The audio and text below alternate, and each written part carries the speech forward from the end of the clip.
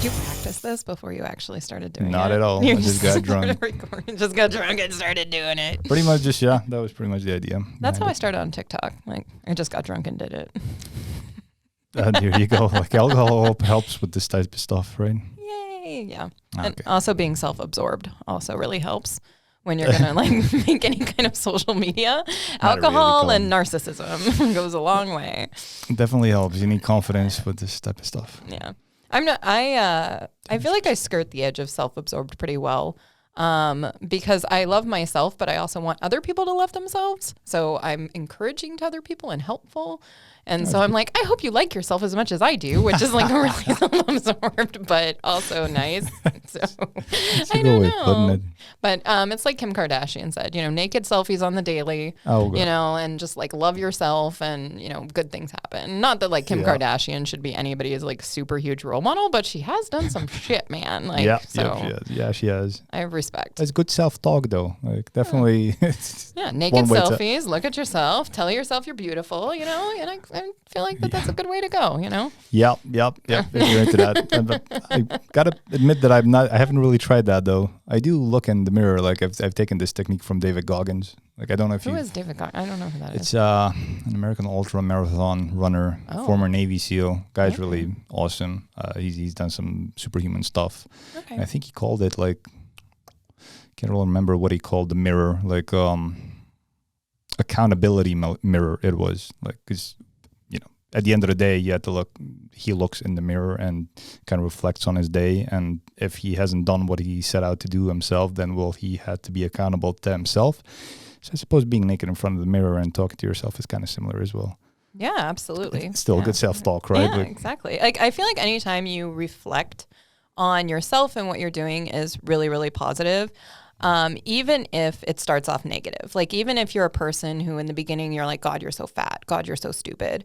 I feel like after a while you start to be kinder to yourself if you are honest, you know, like, oh, today you got up off the sofa and you went outside, you know, and you did this, and then you start being kinder and you start being better. I feel like any type of self-reflection is really hard at first. So good point. And, you know, trying to do your best every day isn't always the same level of best. The best could be just getting off of the couch and just going for a walk, as opposed to a day when you get a bunch of shit done. But your mental state isn't always the same, right? We got good days and bad days as well. Yeah, so. Absolutely. And that's kind of one thing that's been hard for me as a social media content creator that's pretty well known now in Romania is I feel like I can't have a bad day. Yeah, we'll talk. We'll have to talk about that because we got you on here. Yeah, here I am. Yay. So let's introduce you again. Okay, let's start over. So this is Janna, Damigeana. Yes. There we go. And welcome to the Transylvania podcast, Transylvanian Nights podcast. I don't even know the name of my own podcast. So. That's okay. I know the name of it. It is Transylvania Nights podcast. You can find it on Instagram. There you go. And TikTok as well. There's your plug. And TikTok as well. And including Janna Damigeana. You're going to have to spell that at some point just so people know how to find you as well. Okay. Yeah. So my first name is Janna, and that is spelled Janna in Romanian, J-A-N-N-A. And then Damigeana, which in English is demijohn, like a jug of wine. In Romanian, it's Damigeana, Damigeana. Yeah. That's how you find me. Yeah, that's how we find Janna. Yeah. I've been following your page for a while now, since before I started the podcast as well. Crazy stalker.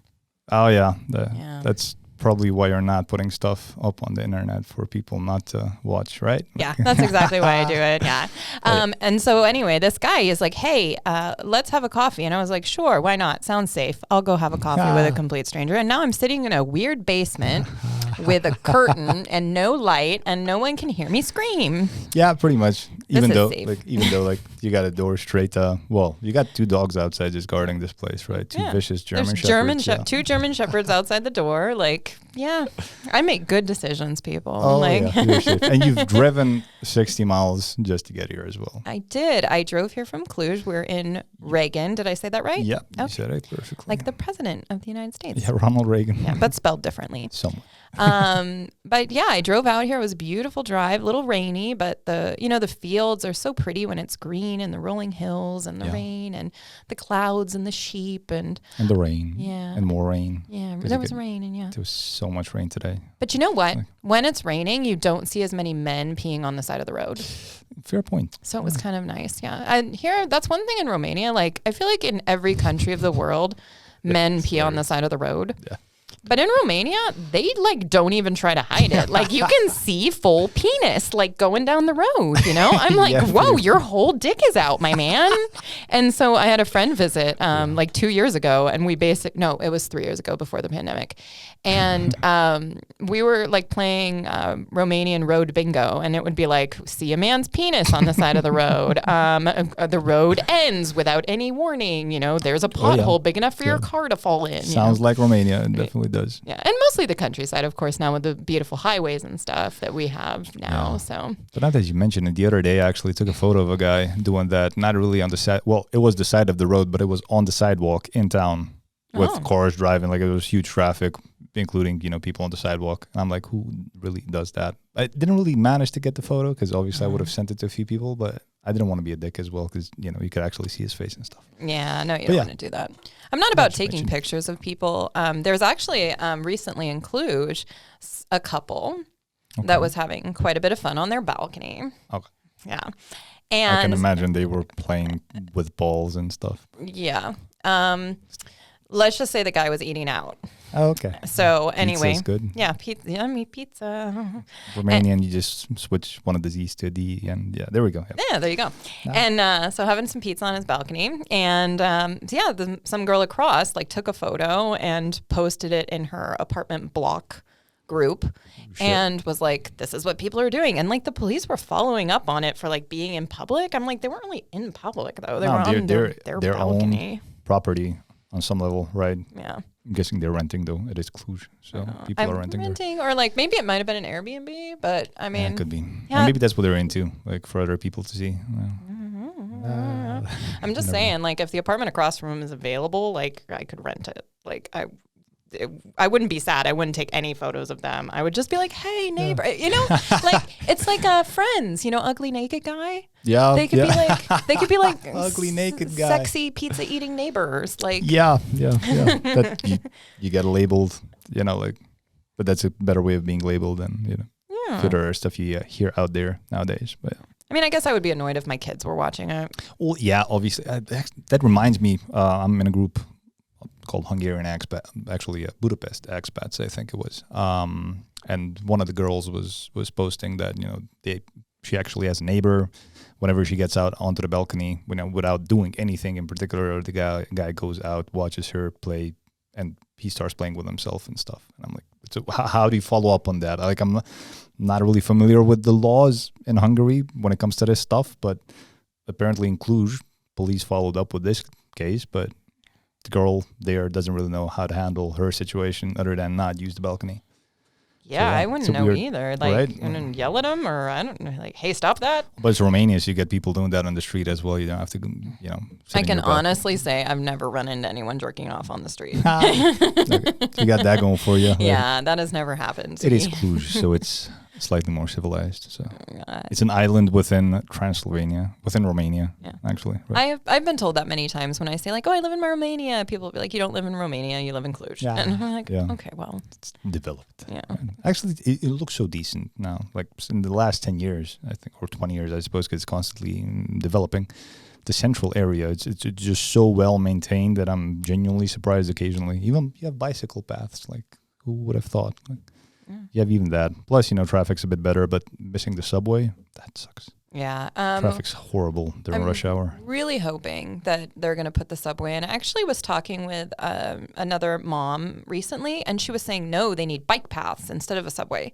And I was like, I understand. I understand the need for bike paths, but we need both. Because one, not everybody's going to ride a bike. Like there's people that don't know how to ride bikes. There's elderly people. There's all these people that are not going to ride bikes. Yeah. People that work in business jobs, most of them aren't going to ride a bike in their suit or in their skirt. They'll grab a scooter, an electric scooter. Yeah, electric scooter, they do. Yeah, but you need the subway, definitely. Yeah, absolutely. And it would be life-changing just to have a subway from Mănăștur to the center and then to Gorgan. Like just the 3 stops would change Cluj immensely. Immensely. Like that's a good point. But I don't think we'll actually live to see that. I don't know. I really hope. I mean, I really hope for my kids that it happens. And, you know, they have that expression that society thrives when men plant trees under which they will never sit. Ah, yeah, that's a very good saying. So if we can plan for our future generations to have a good public transit in town and realize, like, the demands for public transit aren't going to change. Like,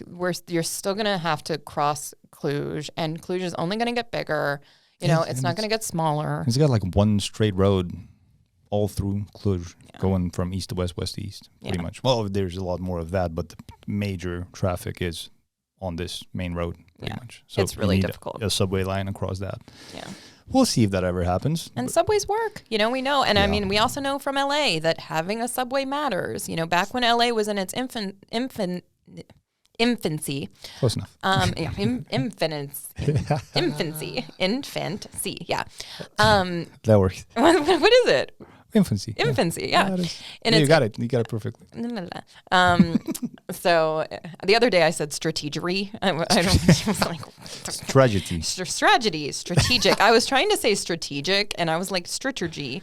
Anyway, so back when LA was in its babyhood, we'll say it that way. Infancy. It was the car companies. They all lobbied not to have LA have a subway system, and it's a freaking mess, man. It is. I've driven in LA, and I got a rush hour. Drove from Long Island to, I don't know, I was up in Malibu where we were staying, and it was a long ass drive. Like, compared to when I was going down to Long Beach, it was like, you can't even compare it to. It took me like 4 or 5 times as long. It was a while back, so I'm pretty sure it's gotten worse since then. Oh yeah, it's not going to get better. Teslas were still relatively new back then, but it's still horrible. But yeah, no trains, no subways. That's one of the things I like best about living in Europe is trains and public transportation. You know, so it's funny actually, when I first moved to Cluj, somebody asked me like, well, why'd you pick Cluj? And I'm curious about that. Oh, so it's actually really simple. My husband is from Cluj. Okay. And he's an only child, and we came to be near his parents. My mom has other children, and so we decided just to come here, see if we liked it, and we like it. So we decided to stay. Fair enough. His mom is so nice. She makes me like soup all the time. So like the simple fact that my mother-in-law helps me feed my children is enough for me to like want to be here, because I don't like to cook. That makes sense. Yeah. Plus, Romanian cuisine is decent, I'm guessing. I love the food here. Right? I love going to the markets. I love the piazzas. I love getting all the fresh fruits and vegetables that are available. And that's definitely my favorite thing, is all the healthy food I can get here. Yeah, I should be biased because I'm Hungarian, but I freaking love Romanian food, like especially the chorpas, the soups that they have. It's on a whole different level. So yeah, I love it. Let people know where you're from exactly, actually. Oh, so I'm from California originally. I'm the 7th generation born in San Francisco Bay Area. Rock and roll. I know, right? And you decided to move to Romania from San Francisco area. Yeah. Well, and then the thing is like, I had moved out of San Francisco a while ago because I couldn't afford it as a young millennial. I mean, who can, you know? Tech world. So I had actually moved to Nevada. And we weren't happy living in Nevada, so we ended up coming here. Yeah, it's a desert, or it's methy. Methy as well, yeah. Yeah, there are some definite issues in America right now. Oh, yeah. Would love to get into that. But before we do, you mentioned Janna, Damigeana, the Damigeana wine. Yes. And we can talk about the fact that you're just finishing a 75-day streak of not having had any alcohol whatsoever. Yes. As far as you know, as far as you're aware. I'm very aware of the lack of alcohol in my life right now. That's good. Yeah. Are you sure you would like to break said cycle? Yes, I am sure. I am sure. I'm ready for a glass of wine. You're ready for a glass of wine? Yes. You're ready for a glass of local wine? Yes, I'm ready for some local wine. So I've heard that these beautiful rolling hills are wonderful for wine production, because I actually filmed a video up here before. Yeah, you mentioned that. Like the first time I mentioned Regin, you were like, oh yeah, that's where they have Liliac. It's like, so they have the vineyard. Yeah. So we got some wonderful vineyard. Oh, you do? Yeah, we have some Liliac just here. Just white one. Or do you prefer the Colina, the red one, which is local? It's from Regin as well, but I remember you telling me that red wine gives you a headache. Yes, red wine does give me a And I headache. only have the red wine from Colina, so we'll probably stick to Liliac then. Okay, let's do that. And then the next time I come to town, we'll get a white wine from Colina as Colina. well. Okay. Yeah. I'll introduce you to the guy that actually does them because they're awesome. Really nice people. We're really good friends with them as well. He was the first one who came up. I'm like, I told him what I'm doing, and I wasn't aware that they had a vineyard. And just told them like I'd approach Liliac or some other local company if they want to, sponsor some of the episodes just to give us some wines and stuff. And it was like, well, we have a vineyard. I'm like, oh, okay. I'm not sure what to say now. And I'm like, should I ask you for wine or something? Like, I'll bring you a couple of bottles and stuff. So he ended up bringing a bunch of bottles, which we ended up drinking. Like, we had the Hungarian channels as well, and we had way too many. We had way too much wine. But yeah, we'll stick to the Liliac. Obviously, it's got a better brand as well. Oh, I think they're both lovely bottles, and I love to try different wines. Obviously, being from Northern California, I'm from wine country. You are from wine country. Yeah, and I love to taste wine. And back when I was first turning 21, because of course you got to be 21 in the States to drink. Right. Yeah, we would get to, I know, going wine tasting, get to taste a whole bunch of different wines, pay nothing or very little to taste them all, and it's just really So fun. awesome. Like other people travel a lot to actually get to do that. Yeah. It's Similar really to the cool. rose situation here. Right? Yeah. I'm amongst roses every single day. Yeah. So It's an experience for you. it was amazing. So for those of you who don't know, Nimrod took me out to his family's rose farm today. And it was amazing. And I'm so interested in it. And it smelled interesting. Okay. First off, it smelled interesting. So as a video content creator, I was imagining, it's going to be so beautiful and it's going to be so interesting, because those are the things I care about as a video content creator. Are people going to be interested in it? And is it going to look good on film? And Rose Farm ticked off both of those, because I'm going to be able to teach them about roses. And I really care about that on my channel, showing people things that are interesting, teaching about Romania, teaching about anything, just giving people something to enjoy. And then I get there and I'm like, oh my God, it smells so amazing. And so then I'm walking around like, that smells so good, which doesn't translate well to a podcast or a TikTok. That's true. It's too bad that we can't actually transfer the smell, nor the wine. Yeah. You can actually hear I love this sound. Yeah. Ooh, yay. There you go. Your first glass in Thank 75 you. days. I know. Oh my gosh. I'm genuinely curious behind the story of how you decided to do the 75-day challenge. Like, It's so I'm one of those people that likes to do hard things. And you can take that however you want. But, oh god. Yeah, I haven't even had a new wine yet, and there's already a joke. No. What will Really. it be like after a few glasses, I wonder? We'll find out. Yeah, we'll have Stick to around edit and out a see. lot of this. Yeah. You probably won't edit out anything. So no, I like to do things that I consider to be difficult or hard, just to challenge myself to be better. And so, for example, in 2017, I trained the entire year, and then I ran a half marathon. Congratulations. Thank you. That's quite a feat. Yeah. And if you look at me, I don't look like a runner. And if you talk to me, I don't talk like a runner. And if you ask have me if I'm a Damigeana runner, in your name. no, I'm not a runner. I hate running, and I hated that whole effing year. That's and cool. I finished that half marathon, and I didn't even want to walk to my car. And I never ran again after that. I run chasing my children, and that is as far as I ever ran again. Yeah. And so I did that, and it was like really rewarding to me, just to show that I can stick to things and do them. And then I started my TikTok in 2020, and I was like, let's see if I can grow. Let's see if I can build something. Let's see if I can make a community. Let's see if I can learn Romanian. Because I didn't speak any Romanian when I started TikTok. Like all the Romanian I know, I learned from TikTok. That's cool. Yeah, it's really cool. That is. Yeah, it's You can actually learn pick by up a doing. language. Yeah, I pick up a language from making social media videos. Let's have a try. Cheers. Yep. Cheers, Janna. Welcome back to the the Alcoholics. Welcome back to A. Thank you for inviting me very much. Well, thank you for joining me, actually, because there we go. Tastes like home. Yeah. Yum, yum, yum, yum. Regalo. Yeah, really good. From Liliac. So Thank you again. Sorry, just for interrupting again. Thank you for joining me because we did talk. Was it a couple of months back? I think we first met in Cluj. Yeah, a couple months back. Because I've done the episode with Hakan since then. I've then ended up traveling, but I've spoke with a few other people as well that will probably be coming onto the podcast as well. There's actually quite a lot of people that I wasn't aware were in the region or in the area that are from abroad, mostly missionaries. Yeah. Oh.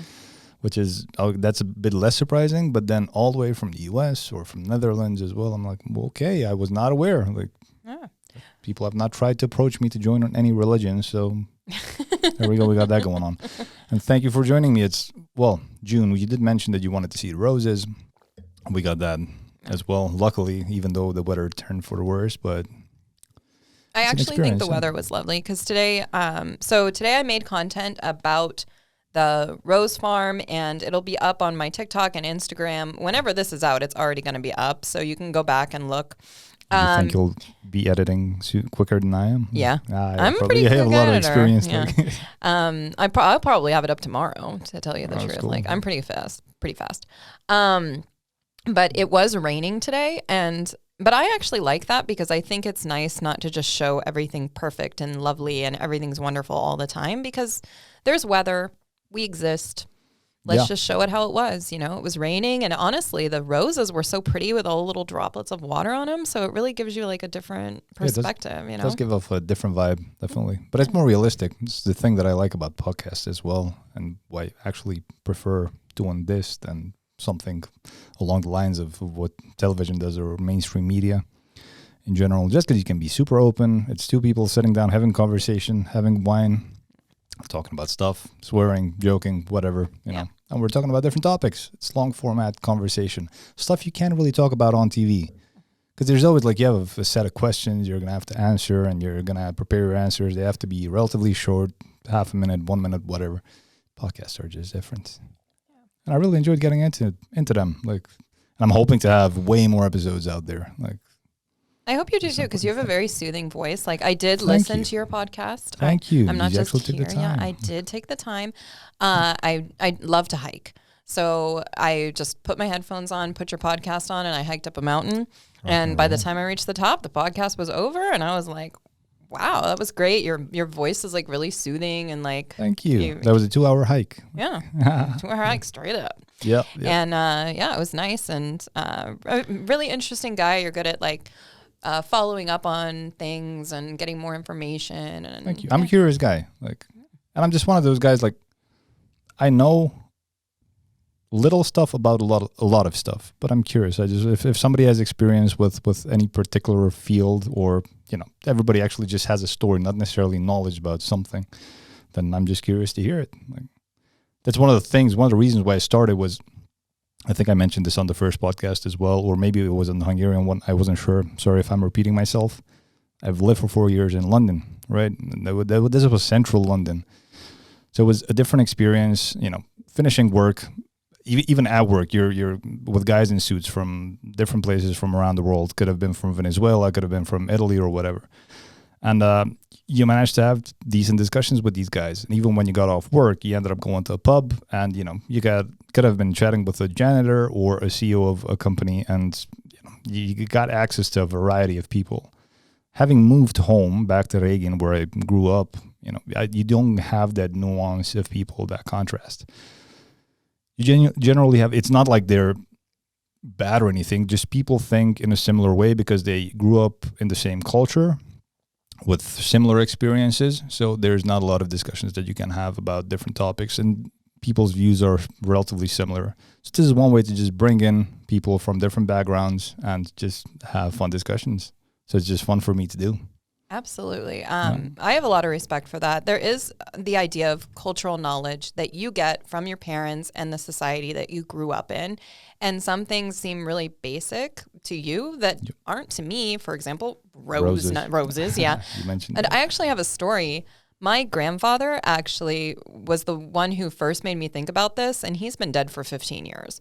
Sorry to hear, man. I miss him every day. He was amazing. But really close to my grandfather, and I was in college, and I would travel back home periodically. And when I would travel home, I would have to travel across this bridge that they were building.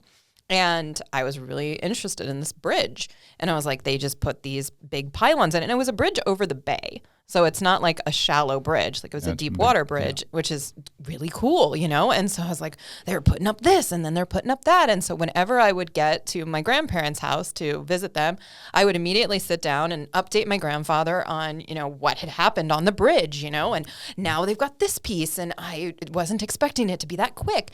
And finally, one day he says to me, he goes, "Why are you so interested in this bridge?" And I was like, because I've never seen a bridge get built. Yeah. And he was like, "Oh, because he had seen every bridge in the Bay Area get built." Right. Yeah. And so he knew about it, you know, and I didn't know anything about it. And so then when you, something new, when you can see that another person is excited about something that is so basic to you, and you can open your mind up to, they're not stupid, they're not uneducated. This is just a totally new experience to them. And you can listen and enjoy. Then you have this whole world open up to you of being able to be social with people, being able to understand other people. And especially with Romanians, a lot of people ask me kind of crazy things, I think, about the United States. Like one time somebody asked me what the roofs are made out of. And that's a funky question to ask. Right? Because they were like, we saw on TV that they're not red. Like, what are your roofs made out of? And I was, I don't know, like roofing material, you know, I don't know. Asphalt. Yeah. But in the same way, I was like, of course, they wouldn't know what our roofs are made out of because they're not from the U.S., you know? Yeah. And, but I want to put a little disclaimer here. Go ahead. I realize that a large amount of people do not like when the U.S. is called America. Because they want me to call it the United States of America or the U.S., and that people from America are referred to as Americans. Because I realize North America is a continent, South America is a continent. Technically, you're all Americans, and I am really sorry, but it is a really hard habit to break. So. Yeah, no, you don't have to break it. Like I use the term American as well, like without any issues, and I'm pretty sure. So going forward, when you say American, you're referring to the U.S. Yes, I'm referring to the U.S., and I'm actually really trying to start saying the U.S. or the United States just to kind of differentiate. But it's similar in Europe as well, because if you say you're European, people can think about, you know, you could be from Russia, you could be from Albania, but people generally just think about the EU. Like, they don't even know that, let's say, Albania is in Europe. Like, really? Yeah, some people. Or Russia is a bit more complex case because most Only of it is actually in Asia. Yeah. I was really surprised, and this is again with the cultural knowledge. We were in Turkey, and we were at a resort in Antalya, you know, and really so nice. We've heard from Hakan. Oh yeah, exactly. And you know, we were just at the beach, and there was a lot of Russians who were vacationing there. It's a big place for them, but there was a lot of, to me, Asian-looking people. And they were speaking Russian. And I was like, what is this? And my husband is like, a lot of people from Russia are Asian looking. Like, think about the map, honey, you know? And I was like, oh, like I never thought about it. Because you always imagine Russians to look like, you know, Svetlana, you know, and not you know, anything else. Sing Fu. Yeah.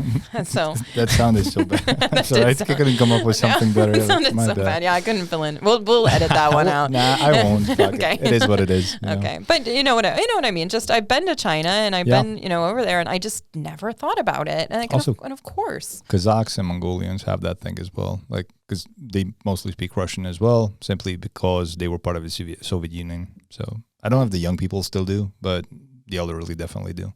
Yeah. But since they become independent, they've had different languages. So they have different languages that they're trying to recover. I know this from somebody that I've met from Kazakhstan as well. But then Russians, you don't really know a lot about them. Yeah, because now they're really limited as to how many places they can actually visit. They can't really come to Europe. Some of them still can, which is quite odd. Yeah, money talks. You know, you can literally buy. We're talking about this with Hakan as well. You can literally just buy citizenship, including in Turkey as well. So I think, what did he say? Was it 200,000 euros if you invest in the country into whatever? It could be just real estate or something. Then Turkey will grant you citizenship. Yeah. So maybe that's how some of them are using this as a loophole to travel around wherever. And that's in Portugal too, the golden visa, right? You can get your golden. I think it's I'm not sure. 250,000. It might be a bigger number, or you have to still have like still have to fill certain criteria because it's normally like these small islands, like, you know, Vanuatu or Seychelles, Cyprus. Maybe I think Cyprus has that as well. But then again, Cyprus is also in the EU. So if you got a Cypriot citizenship, you can technically just travel anywhere within the EU. But yeah, now that you mentioned Russians in Turkey, Turkey's really well off with Russia. I think they have a decent relationship, considering that, you know, looking at a map, Russia's naval base in Crimea is on the Black Sea, and the only way to access the Mediterranean is to go through Istanbul. Yep, through the Bosphorus straight onto the Mediterranean. So they need to be in a decent have a decent relationship. Yeah. So yeah, they got going that for them. But yeah, you mentioned, sorry, you were going down and Asian-looking Russians. Yeah, that was the point, right? Yeah. that was the whole end of it. Was just that I was surprised, and you don't know what you don't know. You don't know how ignorant you are, and you need to. We're all ignorant. We're all ignorant about so many things, and I mean, just going to the countryside here and being with the neighbors who are subsistence farming, like they know so much, and all of this wealth of knowledge, we're losing it. Like these people are dying off, and we really are. This is a delicate subject, but it's super deep as well. Feel free to have a few sips of wine as well, just because I'm gonna go into a few details here. I think might be a bit of a conspiracy as well. But is this about birds that need to recharge their batteries? Well, not that deep of a conspiracy. Okay. Is this about jet trails? No. Look, nah, we won't go that far unless you want to. Like, we can Bigfoot. Bigfoot. Bigfoot is real. Sorry. Yeah. Okay. Well, we can get into that. Okay. But right now, just that the West is kind of trying to, from my perspective or from the way I'm seeing it, kind of eliminate this lifestyle that you've just mentioned, like the self-sustainable lifestyle that most people have. And it's mostly people in the countryside as well, in villages. Everybody has a small yard next to their house. Everybody grows their own food, vegetables. They have pigs, chickens, and they self-sustain themselves. And that's normally what most people should be focusing on. But looking at the U.S. as well, or not necessarily the U.S., just the Western Europe in general, you know, people are encouraged to move to the big city still after like 40, 50 years and, you know, be part of the system, work from 9 to 5, get a salary, go to the supermarket, buy the industrial processed food, wherever it's grown or made or processed, and just live your life. And if that supply chain gets, you know, broken in any way or affected in any way, then yeah, you might be out of food. Not to mention the fact that it's not healthy to eat ultra-processed foods that, you know, look healthy. Like you walk into the supermarket, even here in Reagan, you walk into one, I didn't want to name them because we actually shop there and I'm a fan of their stuff. But you go in and you see the whole farm fresh, whatever, you see the photo of a happy chicken or a cow or something, and you're going to buy their product. But it's coming from literally from a factory, right? Yeah. The same food. It's a greenwashing, making it look like. It is. It's all marketing, isn't it? Yeah. Right? It's still better. I mean, and here, I'm living in a small town. This is Reagan. It's got a population of like 40,000 people. You can just go to, there's so many villages around and they sell, you know, they come to the market, they sell their home fed chickens, like, and they feed them corn and wheat and whatever. But even there, they could be compromised and they could be feeding their chickens with, genetically modified grain imported from Ukraine. Could be because they still have GMO wheat there or other cereals as well, I think, corn including. And that's not allowed in the EU. But yet, you know, just because it's not allowed doesn't mean that it doesn't make its way here, especially after this whole war thing happened. Yeah. I know a lot of farmers that are into industrialized, I don't want to use the term industrialized, but monocrop farming, like they're growing just cereals like thousands of hectares of wheat or grain or barley or whatever else, have been complaining that Ukrainians are selling their cheap wheat at a low price and the Romanians can't sell their stuff, even though the Ukrainian one could be GMO and there's no way to actually check. How do you check? Like, do you send a team of specialists to their farms for them to take samples and... In the war zone? Yeah, the literal war zone. Yeah, no, where you have floods now because dams are being broken by whoever knows who. Not necessarily the Russians. It doesn't have to be the Russians, but not necessarily the West. Bigfoot, man. Yeah, pigeons. Pigeons. Yeah. They gotta recharge, man. Like, when do they recharge? When they're sitting on the little perches. And like when they start to get up and like then it doesn't and then it sits back down, that's because it wasn't fully charged yet, you know? Fair enough. Fair Yeah. enough. Wireless charging. Yeah. Sorry. Yeah. What were we talking about? Well, yeah. Good food. Good food versus bad food. Good food, bad food, self-sustainability. And I got to admit, I'm losing this as well. Like I had a vegetable garden just out here, but because I did not have time to actually deal with it, I just decided to, I'm just going to make a lawn there and just have barbecues. But even though I could be growing my own food here, but we're still doing it in the back, to be fair. So. Okay. But, and luckily I've got help from a neighbor that's actually dealing with the weeding and all that stuff. Because you can still be growing your home stuff, homegrown stuff, vegetables, and you can still use pesticides and whatever else people use to kill off weeds and pests. Poison. Poison, pretty much poison. Monsanto, different conspiracy. But obviously, if you're home growing your own stuff, you don't want to be using this kind of crap because that's kind of the whole point of the thing. Otherwise, why the hell would you grow it? You could just go to the supermarket, buy the same stuff. Right. That's full of pesticides and stuff. Yeah, if you're going to grow it yourself. And also the other thing about growing your own food is that you can let it get ripe on the vine and get all that really good flavor.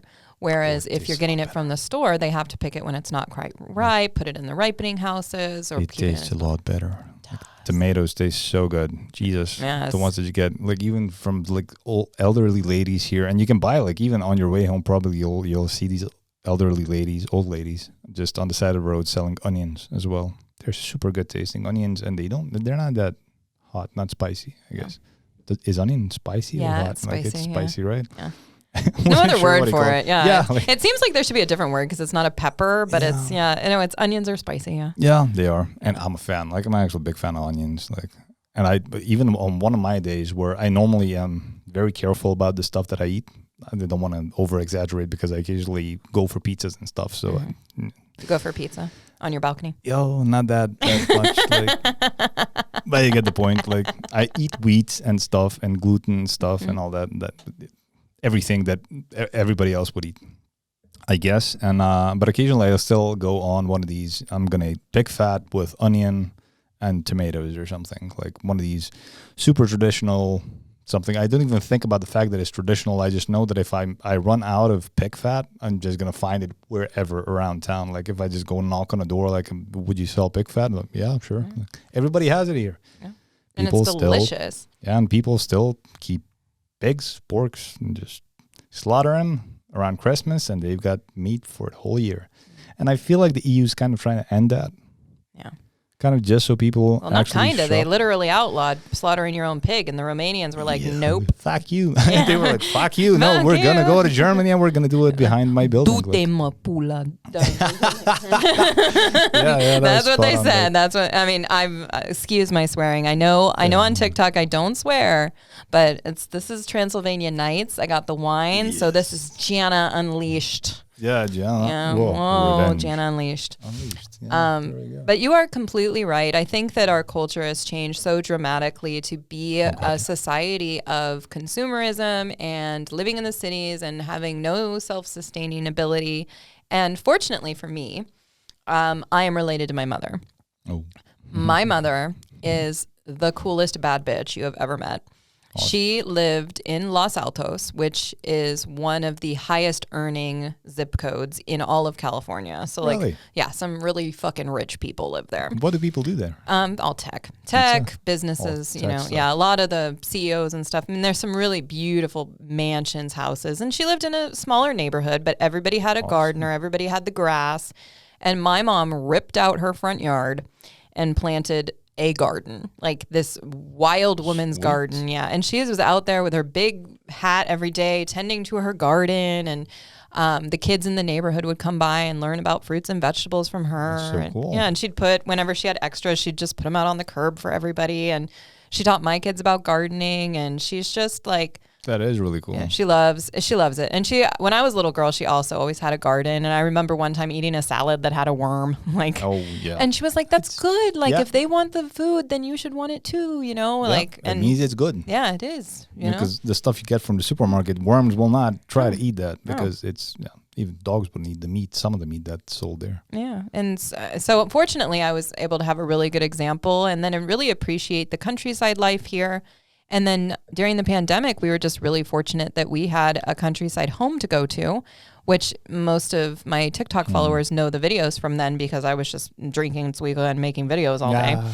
I was going to ask about that, by the way. Like, how did the whole pandemic situation? Yeah. Oh, it was wonderful. We had a big garden. I'm not joking. It was wonderful. Like it was. And also my children were. I'm sorry, it just sounded so funny. Like saying like, oh, the pandemic. It was so wonderful. The pandemic. I understand that so many people had a hard time. Of course, people lost people, and I feel really sad for them. My sister was trapped in an apartment with 2 children. Her life was miserable. Yeah.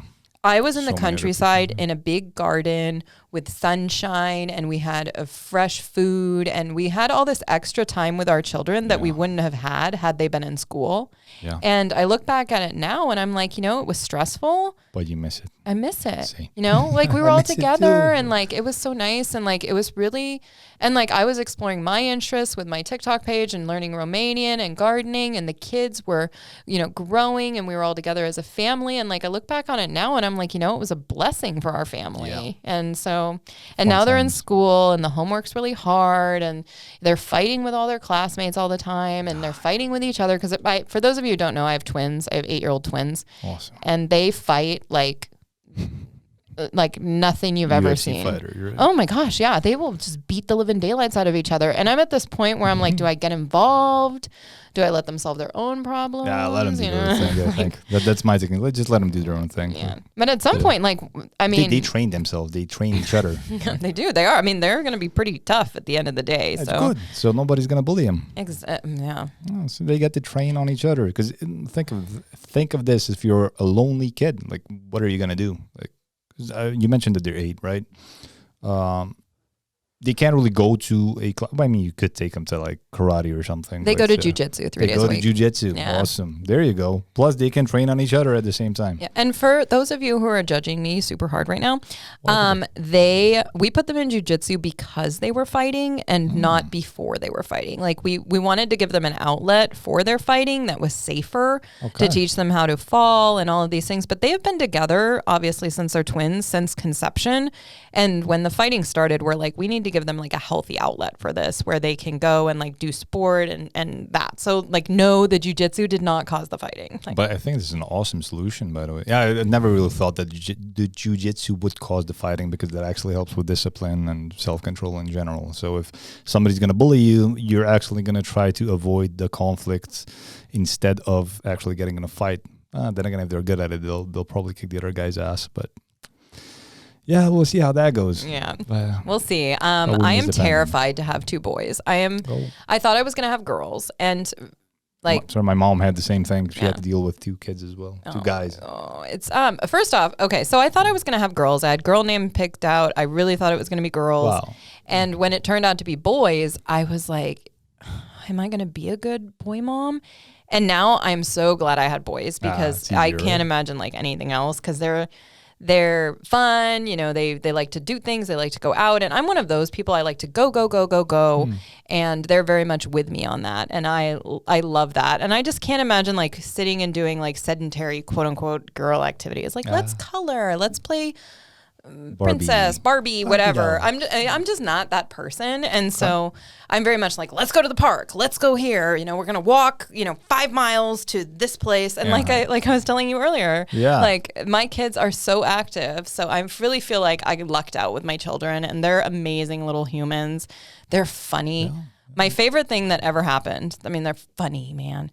One of them said to the other one, like, God, he goes, "You're the most stupid person I've ever met." And he goes, twins, right? Yeah, you're the most stupid person I've ever met. And he goes, "It's stupidest person, you fucking idiot." And I was like, oh, and what a paradox. Yeah, and I was, what? And then the other day they were doing Yo Mama jokes, and I was like, you have the same mama, you guys. And then they're identical twins, and then one day one of them called the other one ugly, and I was like, you guys have the same face. Please stop. I can only imagine what that's like. I can only try to imagine. It's wild. It's gotta be like I'm telling you, like, fun. it is fun. Having twins is challenging. It's challenging, but it's amazing. The first year is insane. And everybody tells you before you have twins that having twins is 3 times as hard. 3 times as hard. Yeah. And I'm like, no, because like if you're making a bottle, you just make 2 bottles. That's not 3 times as hard. Like you guys are delusional, right? And I had this idea because every pregnant woman has all the ideals that she's going to be the best mom and she's going to do all the things and she's going to cloth diaper and she's going to blah, blah, blah, blah. Yeah. And the second my kids were out and one of them was asleep and the other one cried and woke the other one up, I was like, oh, this is 3 times as hard. And I apologize to all the twin moms out there that I doubted, you know, and you let go of all of these ideas that you had. Like for me, the thing that I had to let go of, and it's sad, like it's legitimately sad, was just sitting and holding a baby. Like you imagine that, you know, you're a mom, you're going to sit, you're going to rock your baby. But when you have 2 babies, you know, you don't, rock them both. Yeah, you rock one, you try put one down, then the other one needs something. And then, you know, there's all the extra bottles and stuff. And then the extra sleep that you need. And it is. But what I'm super curious about, have you ever confused them? Like, yes. Yeah. Okay. I did confuse them one time. Okay. And like that. Like only one time? Yeah, only one time. Wow. Only one time they ever got confused. And it was, I was living 4.5 hours away from my mother. Okay. And what I would do is one weekend a month, I would call it like a long weekend. And so I would take like Thursday through Monday.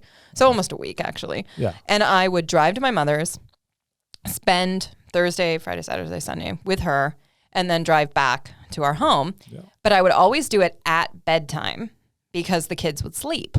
Yeah. And so I would have to leave at about 7:00 at night. And like being a really super tired twin mom, it was always like a stretch. Like it was definitely like a hard drive. Was it 4.5 hours you said? Yeah, 4.5 hours. So it was rough, you know. Yeah. And then you have to make it in one shot because the kids are sleeping. You don't want to wake them up. You're not going to stop and eat. You're not going to do anything. And then in the U.S., it's illegal to leave your kids in the car, even just to pay for gas. Wow. Yeah, like somebody can call the police on you, even if you park your car, fill it up with gas, go inside to pay. If you leave your children in the car, it is illegal. You could be arrested. Jeez, and I can imagine that being extra challenging with twins. Yeah, I would say to people, especially when the kids were toddlers, I'm like, what's safer, them buckled in their car seats or me trying to corral 2 toddlers across a parking lot? Yeah, good point. Like, good point. You know, once a kid dies in a car, you know, because of the heat. They make the rules. Yeah, and of course, you know, somebody forgetting their child or somebody, God forbid, doing it intentionally. Of course, I understand all these rules. Yeah, but at the same time, I'm like, rationale wise, like I can pay for gas and walk back, and no child is getting heat stroke. No child is getting loose and starting the car or something like that. You know. Yeah. So anyway, I would make this drive to my mom's house, and I got there one time, and I just forgot which car seat which kid was in, and I just put them in the opposite beds and got them all mixed up. And then the next morning, I was like, "This is not you." Something's off. Yeah, something is not right here. But it was you who noticed. It was actually my mom and me together because I picked him up, and I was like, "Alex," and she was like, "Alex?" You know, like, this is Alex? And I was like, no, I don't think this one is, you know? And one of them has a little birthmark on his butt. So it was helps. Yeah, it was easy to figure it out. But yeah, I was like, oh. Did they ever try to pull pranks later on in life? Like, to actually make you think that they are the other guy? Yeah, so this is the best. And let me hit you up with a bit more. We need more wine. Yeah, because I'm already out. Yeah. There we go. Oop. This is great wine. I love Liliac. And I want everyone to know there is no paid plug involved in this. That's true. I really genuinely love their winery. Paid plug. I'm sorry. Yeah. It is. So it's not sponsored. No, it's not sponsored. Liliac is just a wonderful winery. They have a location not too far from Reagan where you can stay the night. It's a beautiful facility. You can organize like a special dinner, and it's really just a lovely place. And I love Romanians. And Hungarian Romanians. Yeah. Well, Romanians. Yeah. Romanians as a citizenship. Fair enough. Okay. Who are doing amazing things in Romania. And so I just love the winery. It's beautiful. It's interesting. And so, yeah. Yeah, I actually thought about that. Just whenever we're doing the podcast, for whoever has more time to actually stick around, just do the podcast, next day go out, get shit faced, and well, excuse me, wine tasting. Yeah, but they also have a relationship with a restaurant, and they'll bring out really lovely food, and I mean, you could really have a really special date or something out there, really nice. That's true. By the way, yeah, I am staying at the coolest place. Oh yeah, I'm staying. It's like a little pensione that's not too far from here, and it's really, really cute. And I, you never know when you're booking a pensione, like if it's gonna be nice or it's gonna be okay, It's so cute. It has this little green grassy area with chairs and a trampoline. It has a kids play area. It has a beautiful restaurant, and it's just really nice and nicely decorated. And I was really surprised. This is Hunter, right? Yes, it's Hunter. Oh, you know about it? Okay. I thought I discovered something. Apparently I didn't. Yeah, well, no, I love the place. We usually hang out. It's just as a disclaimer, it's nearby. It's like less than a mile away. Yeah. So this is usually where we hang out, and whenever we have family events as well, or just a simple birthday, or we want to go for a decent dinner, then that's where we'll go. Is it Hunter VIP or VIP Hunter? It's Hunter VIP, I think it's VIP. called. Okay. I don't know if they have a website, but people will find it on Booking. And it's usually the one that I would recommend for anyone who's come into town, even if they're, just doing business or anything like that. It's the one we'd recommend. The guy managing it is super cool as well, and he just walks around during the day. If you're visiting when he's there, he'll come up to the table, greet you, and have a couple of minutes of chat as well. He'll bring you some energizers as well, which is Tsuika Palinka or digestives. Digestives, yes. And it's an amazing place. Too bad you're getting it in pretty bad weather, because otherwise it's so nice to just walk around in the forest. Just for people that are not aware, this is a place in the forest. So you have to drive off of the paved road. You drive into the forest, roughly 300 yards or something. Yeah, it's meters, really close, or whatever. And then you're in the forest. And it used to be a former, I think armory or. Really? Yeah, because there's a military base nearby, or used to be. It's still active, I think. I'm actually not aware, even though I live 5 miles away from the military base, or what used to be a military base. I'm pretty sure it's still active, because you can't really park your car there or anything like that. But the armories aren't, obviously. Mm-hmm. So this building that they're using for the pensione as well. What was that? Again, we're back. We're back. We're back. Sorry, we had an unexpected break with Max breaking into the studio. He actually wanted to come in. He's our fattest dog. Yeah. He's not that fat. Stop fat shaming the dog and the roses. Fat. Everybody, that's the first thing everybody said. This dog is so fat, and I'm like, well, it is what it is. What can you do? He's husky. He's husky. He's chunky. He's a chunker, but he's a chunky dog. He's a chunky dog, but he's just I hear you guys having fun in there, and I want to come in. And it's pretty much, because normally he tried breaking in whenever there's thunder or anything like that out there, because he's super afraid of thunder. But now I don't think there is any. Even the rain stops. So I don't know. But yeah, I was just talking about the whole military base thing, I think. Oh yeah, that was the last thing where we left off. The military base that you know nothing about, and you're not sure if it's open or closed. Yeah, well, considering that the whole arms military depots, experts here. yeah, that's what we are. The arms depots that they had, most of them are in really bad shape, or it's only the ruins that you see there. And this was the first one as soon as you went into the forest. And I don't know who bought it at that point, and they kind of converted it into a restaurant, later on into a hotel. It wasn't working too well. Then some guys took it over. That wasn't working well either. And then the last time, I think it was over 10 years ago that these guys took it over. So then the ones that are currently managing it, and they've done a superb job with it. There's the pension, the hotel or whatever. So that's working nicely as well. And there's a lot of foreigners stopping by there as well. The restaurant's amazing. They've got really super decent food as well. Plus, you're in a forest, and it's super nice. The yard's nice. You can go for a walk in the forest when it's not raining like that.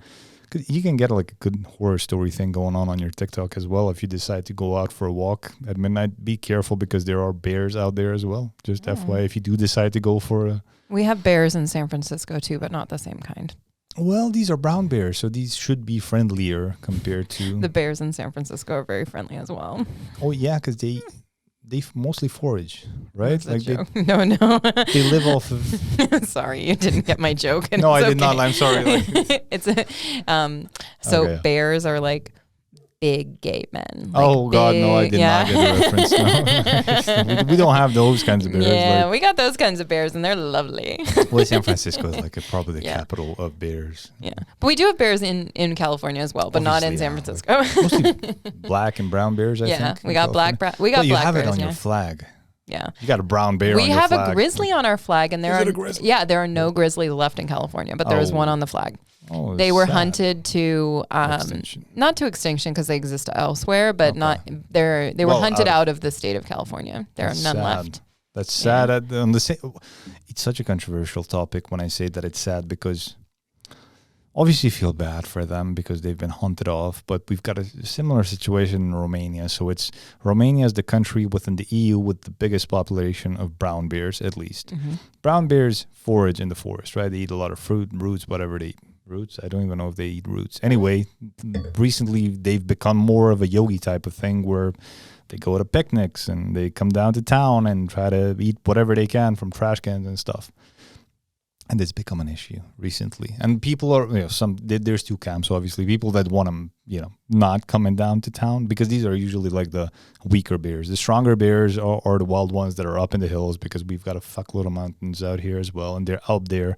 And whenever you go hiking, they usually try to avoid you as long as you make some sounds as well.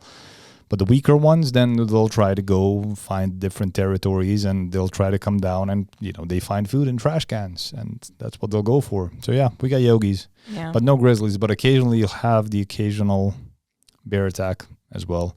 Mostly with shepherds, I think. They take their sheep out into the pastures on the mountains. And I'm not sure which one of these two bears they're running into, the wild ones that would normally find food up there, whether it's raspberries or honey or whatever they're eating, or they feel like having sheep or human. Yeah. Because they usually say, like, there's this thing where we talk about this topic a lot around here because it's a thing. And people generally say that they do not want to eat human. They just feel threatened by humans and they'll attack them and kill them, obviously. But then I remember some hunters saying, like, no, we've had cases where we just found, a hand. Like, the rest of it wasn't there anymore. Just a hand or a foot or whatever. Like, so they do go for meat. They like their meat as well.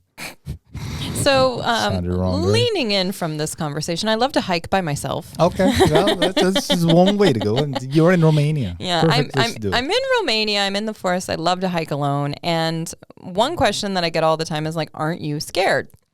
And I'm like, "No." Because I'm naive. And it is literally because I didn't grow up with the bears. I didn't grow up with the packs of wild dogs. So I'm kind of like, meh, it's probably fine. Have you ever run into wild dogs as well? No. But not even that long ago, like 6 months ago, there was a lady who got killed by a pack. And then there was a guy like 5 months ago. But was it wild dogs or like shepherd's dogs? No, it was like wild street dogs. Like it was street dogs. They're strays. Yeah, strays. Yeah, they were it was down outside of Bucharest that the lady was killed, I know for sure. I think I remember that one. Yeah. Case. So feral dogs, I guess, is the correct term. Yeah. But yeah, people ask me this all the time, and really, I think I probably should be more scared than I am. But I just kind of make a lot of noise when I'm hiking, and I've been fortunate. I hike normally pretty well-traveled trails.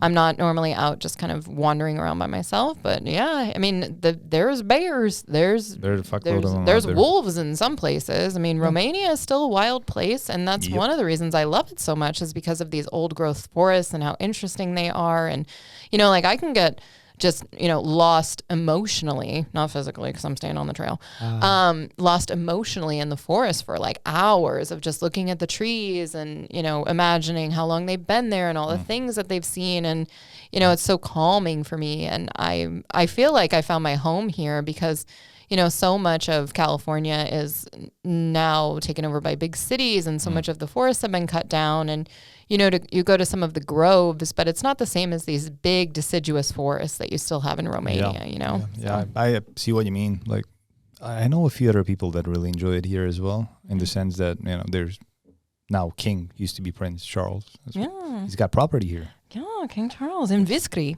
Yeah, in Viskri, Zeteloko as well in Hungarian, Zetia in Romanian, I think, and one of the other villages as well. So it's his estates, and there's former Hungarian count. Well, he is a count, but he obviously doesn't have his title. Who's taking care of the stuff? I can put you in touch with him if you want to maybe travel there, do some TikToks there. I want to do all of the things. Like that is if you're going to ask me, do I want to do something? If it is legal and it is somewhat interesting, chances are I want to try it. Like I'm one of those people. What I want in life, like here's my goal. This is the big secret for all of my TikTok followers that are listening, for everybody that's like, what is her end goal? What is she doing? Why is she here? I want a show. I want a show where I go do interesting things in Romania and it gets filmed for people. Like I think that I'm still naive enough that it would be interesting, but I think I know enough that it would be educational for people, and I want to still show people about the countryside and all of the educational material that is still there that is dying off in the next 20 years. Yeah, I think it can be done, by the way. I think it's a cool goal to have. That's my little goal. And if it doesn't happen, that's fine. But like I would love that. If somebody would just say, hey, let's make a show where you go cut the grass with a scythe. Yeah. And everybody laughs at you, you know? Well, like people do that. And also I'm one of those people, like, I don't care if people laugh at me. I don't care if people are like, think about that. No. You look really good on camera and everything you're doing. You're doing your TikToks in a really good way. You know what I'm doing with my TikToks, and I'll tell you God's honest truth. And I think you're already doing this with your podcast, so I don't think you need to hear this. Okay. But maybe somebody else does. What you see is what you get. There you go. That is me. You cannot fake being someone else. If you're going to say like, oh my God, I'm going to just be a fashion content creator, but I don't really care about fashion that much. Act. Yes. No, people will see right through that. Like I'm here. I genuinely love Romania. I genuinely love this stuff I'm doing. You know, you saw earlier, like, I really think the roses are cool. So like when I make the video about the roses, I'm going to be like, look at the roses. They're so cool. Yeah. And people will react positively to you being genuine, regardless of what you're being genuine about. That's true. You could be genuine about how much you love, what do you got? Mr. Proper Cleaner over there. Oh, yeah. I'm going to have to remove that closet. Hashtag Mr. Proper. Hashtag pay us something. So. Yeah. Sponsorship. Yeah. We'll get there. But yeah. We'll get there. Anyway. I'm not even worried about the whole structure of, getting financed or anything like that with the podcast. Again, I'm doing it for fun, which is fun. If we get I'm already happy if we get some wine for the shows because we get to enjoy them and have a chat at the same time. That's the only reason to do something is because you enjoy it. Yeah. If you don't enjoy it, you're not going to make money from it. If you don't enjoy it, you're not going to be successful because you have to be willing to give part of yourself to what you're doing. And if you don't enjoy it, you're not going to want to willingly give that part, and it's going to show in something creative. Like maybe if you were a banker where you could just go in there and stamp your papers and mumble, Scrooge style, that's fine. But since you are trying to do something creative, you really have to enjoy it. And I feel like a lot of people do what I do. We make the TikToks. Because for those of you who don't know, I make like nothing. Like I make no money off of TikTok. And I mean less than nothing. It costs me money to make most of the TikToks I make. Somebody one time said, oh, you're making money from this. You need to get your pronunciation better. And it was about the painted monastery, Voronezh. Oh, yeah. And I called it Veronezh by accident. And somebody was actually pissed about that? Oh, yeah. Jeez. And said, oh, you need to do better because you're making money. I'm like, excuse me, like who is paying me to make a video about the Voronezh monastery? Yeah. It's not the nuns. The Romanian Department of Travel did not come down and pay me to make this video. But it's social media. Everybody's got access to it. So you'll have like 99% of your followers will appreciate your content, and there'll be that 1% that will comment, and that 1% has the same voice as the rest of the 99%. Yes. And that's the one that you'll notice, by the way. Yes, you always notice the squeaky wheel. And I, after 3.5 years of doing this, I really have learned to tune those people out, especially when they're critical of Don't read them. My body and all of those things, because I'll be making a video about a monastery and they'll be like, wow, you've sure gotten fat lately. And what the hell? And I'm like, people are evil. Well, some people they're just super critical. And also there's nothing wrong with being fat. it means I enjoyed life and I'm having fun. But you're not fat. And I'm drinking money. I'm drinking money. I'm drinking money. Okay, apparently I need to lay off the wine. I'll just put that down for a second. Yeah. Would you like a glass of water, maybe? Yeah, let's have some water. Oh, yeah, you brought some water as well. This But is we've my got some alkaline hashtag H2O. It's non-branded, people. There you Just go, kidding. yeah, It just says H2O on it. Yeah. Smart. Yeah, social media is a weird place. I'm still getting accustomed to it. And podcast is still not at a level where, random people will be commenting on it. So far, it's just people that I'm relatively familiar with, and everybody's just saying like, "Oh, this is so cool," and you got the courage to start and all that stuff. Even though maybe behind me, they be saying like, "What the fuck is this guy doing?" Like, he could be doing something else with this time and whatever. But that's all in my head. And even when there'll be comments about the podcast, negative stuff, I'll read some of them, but I will probably not end up replying to any of them. Just I'm taking Joe Rogan's advice on this. Just block it out. Like, you don't need that negativity. Just keep doing what you're doing. Still 90+% of people will enjoy it. Whoever's watching it enjoys it. Whoever's not happy with it, just fucking stop watching it. Yeah. It's and that simple. I'm pretty good about, I don't delete anything. I don't block people, and I just kind of leave them be because I don't want to give them any attention. But I will say that I do leave them to my followers, and my followers will eat them alive. That's a good thing, yeah. Yeah, I throw them to the wolves whenever given the chance. Plus, it's more like... It's natural selection. It's natural selection, but at the same time, it's interaction with your post. They're interacting with your post. It's growing. More people will see it as well at the same time. That is a very nice, what's the word? This is, you can tell it's a really good podcast when it's just me sitting here trying to think of what the word is. Yeah, you can, and it's fine. That's the whole thing. There's the whole idea behind effect. It. It's an effect. It's an unexpected effect. Positive. And that's not the word, but you get the idea. I get the idea. What is the word I'm looking for? I'm trying to figure it out. I'm asking the Hungarian. How many languages do you speak? 4. Yeah. And a few other languages as well, but 4 relatively fluently. I'm over here. I'm an American. I speak 1 and like a quarter. Hey, nah. You speak Romanian. Like, don't try to pretend like you don't speak Romanian. I've heard you speak in Romanian. You've heard me speak in Romanian? When? Well, you got a bunch of posts out there. Yeah, that's true. There we go. But also you have to keep in mind that those are rehearsed. The vast majority of my posts in Romanian, I wrote down, I checked the translation, and then You've listened to the pronunciation. I've listened to the pronunciation. I have a friend who's really, really good about this, and she'll send me like sentence by sentence recordings so that I can listen and then repeat. Okay. And she's been lovely, and I can literally attribute the vast majority of the Romanian I know to her. Her name is Sigrid, by the way. She's a translator, and she's lovely. Awesome. So yeah, I do give the illusion on my TikTok that I speak a lot more Romanian than I do. More correctly. It definitely comes off as if you could speak like perfectly well. Yeah, I cannot speak perfectly well. Well, I can't not the get pronunciation, by. but you can get by. I You will get not by. get lost. No. When you go hiking, you run into a choban, one of those shepherds. Yeah, and I talk to them like, hey, I talk to everybody. I'm very friendly. I do talk to like my neighbors who are sitting down at the Scada. I talk to everybody to try to practice more because I do want to be better. And when I do take my citizenship test, I am going to need to pass. Well, yeah, how does that work? Like, because I can imagine what it would work for somebody from Romania moving to the U.S.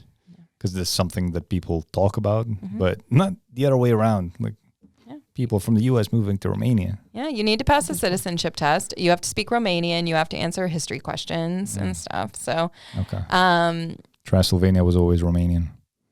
It's one of the main ones that you have to say. It right? was always Romanian. It was just there was other people living here for a while. But it's, I've heard from people that some interviewers are easier than others. Like there's one interviewer that just makes you sing the national anthem and then you're done. Oh, God. Okay, that's fun. Yeah. I suppose. Whoa. That's one way to get off it. Like, and then there's other ones that like ask you all kinds of questions about historical figures. Drill, who is Enescu? Who is Eminescu? And I always get them mixed up because it's really poets. close. Yeah. Because Escu, like the Escu thing is the Romanian name, last name, right? All names ending in Escu are Romanian. Yeah. Reminds me of one guy called Brian Murarescu, who was on Rogan's podcast. Oh, what did he do? I've written a book, studied like the Euclidean, I'm not saying that correctly, the Euclidean methods.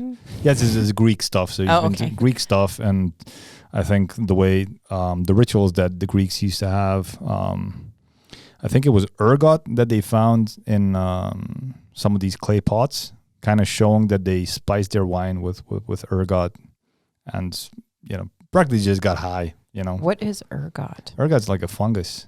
Should I? Oh, so it's a mushroom. It's a mushroom. I think it's ergot grows on wheat, I think, and some other grains. I know we had it at one point as well on one of our fields. I have never heard of ergot in my life. This is cultural knowledge because I'm like, you're saying a word and it's not registering anything to me. It's very good. It's fresh information, right? So, and I know that you're listening to audiobooks as well, and it's one of the books that I'd recommend because it's just fun. Just knowing, like, historically, like the Greeks, we know about them, their rich history with, being polytheists, believing in different gods. So they've got a good, cool mythology. But then these guys. Well, Brian, he was just an average guy, relatively average guy. I can't remember what he was doing. But yeah, last name's Morescu, which is, but he doesn't speak Romanian, I think. Probably one of his ancestors was Romanian. So he was studying this stuff. And again, this is what they found. So I think the rituals that they were doing, they were lacing their wine with ergot, which is a fungus that genuinely I think it's psychedelic. It's a psychedelic drug, if I'm not mistaken. So it would give you some type of spiritual connection, I suppose, or spiritual experience in any way, one way or another. And they would travel to a certain place and do these rituals as well. So he goes into a lot of details. But I'm trailing off from the Escu part, that the Escu's in the Romanian last names. But I'm going to recommend this book just because it's fun. Yeah, recommend it. I love a book. Yeah, and I just remember that you mentioned that your goal of what you want to do in Romania as well. Yeah, have a show. Yeah, have a show as well. We'll get back to the citizenship part as well, just because that's a cool topic as well. But to have a show, have you heard of this guy called Charlie Otley by any chance? Yes, and I watched Flavors of Romania, and he was actually staying at a hotel where I know the people the other day, but I found out too late, and I was like, hey, I'd love to meet him, like hook it up. And they were like, "Oh, he already left," and I was like, "Shoot, Oh man, I'm gonna try to get in touch with him, get him on the podcast as well. Maybe get you guys in touch. I would love to meet him. I feel like he shares the same love of Romania that I have, which is just wanting to share it with people and let people know that this is a wonderful place. It is. Yeah, and he's done Wild Carpathia, I think, which is. Was it Wild Carpathia? I thought it was Flavors of Romania. I think that's one that he's done as well. I haven't watched the recent stuff. Like the first time I've heard of him was when he's done interviews with Prince, now King Charles. Okay. Because he's the one that's been doing it. And my dad was lucky enough to meet said Prince. Oh, how nice. As well. And I can't remember how I got introduced to the video, but then I was like, okay, this is Charlie Otley. He's a guy from England that's really into Romania. This is cool.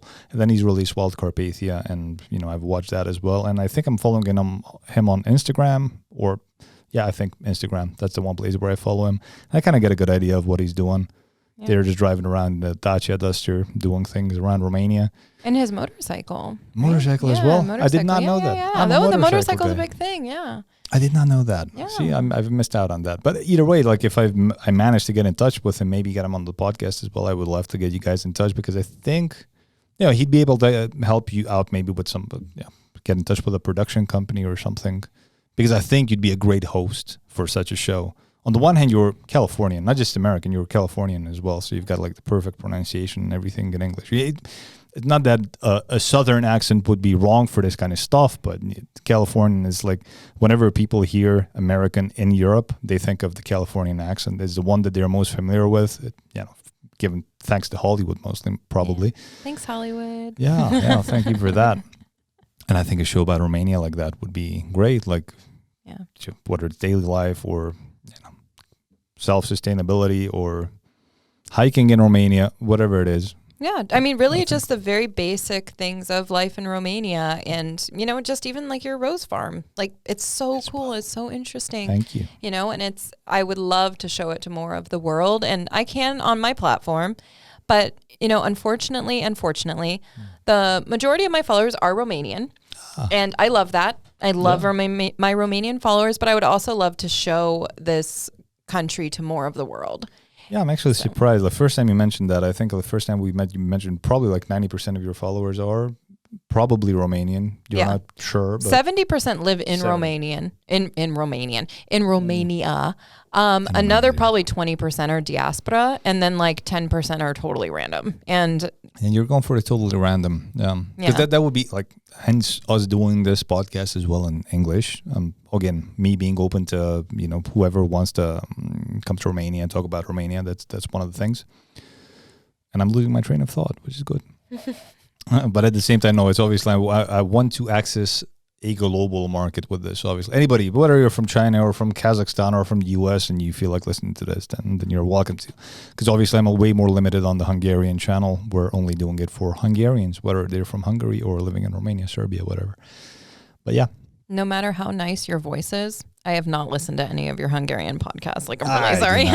Thank you. I'll take the compliment. Thank you for that. But so far, nothing too interesting on there either. So again, both of them are still very fresh. I've started the podcast, and then I went for a holiday to Sicily. I came back. The rose season started. Hardly managed to do anything with regards to the podcast. So I've got way more time in the winter. I'll probably schedule a lot more podcasts around then, a lot more episodes, just because it's so difficult to find the time. And again, from my perspective, I'm genuinely lucky that it's raining today, because we don't have so much traffic at the company, people bringing in roses. And I get to spend more time with you, show you around the farm as well, just the plantations and the dryers and everything, how it all works.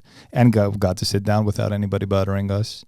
Yeah, I'm a really lucky person in general. Like I've always been a lucky person. I always feel really fortunate. And so when stuff like this happens, I'm like, oh, there's totally a reason. And maybe that was it. That just so we could spend a little more time together and do this podcast. So that's why you got the rain. There we go. Because I was texting you like you're bringing the sunshine, because the sun was out, and then as soon as you arrived, it was raining cats and dogs. Yeah, the sun showed up for like 10, 15 minutes, and my pensione was so cute that I was making little videos of it. So It was like perfect. It was sunny for 15 minutes. I made some videos, and then it started raining again. But the pensione has umbrellas for loan. Oh. And they had them like all different colors. So then I was standing and just trying the different colors. It was pretty funny. It was very social media creator-ish. Yeah, there we go. But it had nothing to do with the rainbow or anything like that. No, it was Pride Month or anything. No, but happy Pride Month. Happy Pride Month to everyone out there. I know that there's a Pride Parade in Cluj at some point. Yeah, there is. But otherwise, no, I don't think. Maybe Bucharest and some of the big cities are celebrating, but otherwise it's not a thing in Romania. No, not so much. But, to anybody out there, hi from Janna. I support you. I don't care what anyone does in their own life, and whatever makes you happy, as long as it's not hurting me, have at it. This is a topic that I genuinely enjoy. By the way, I brought up the rainbow.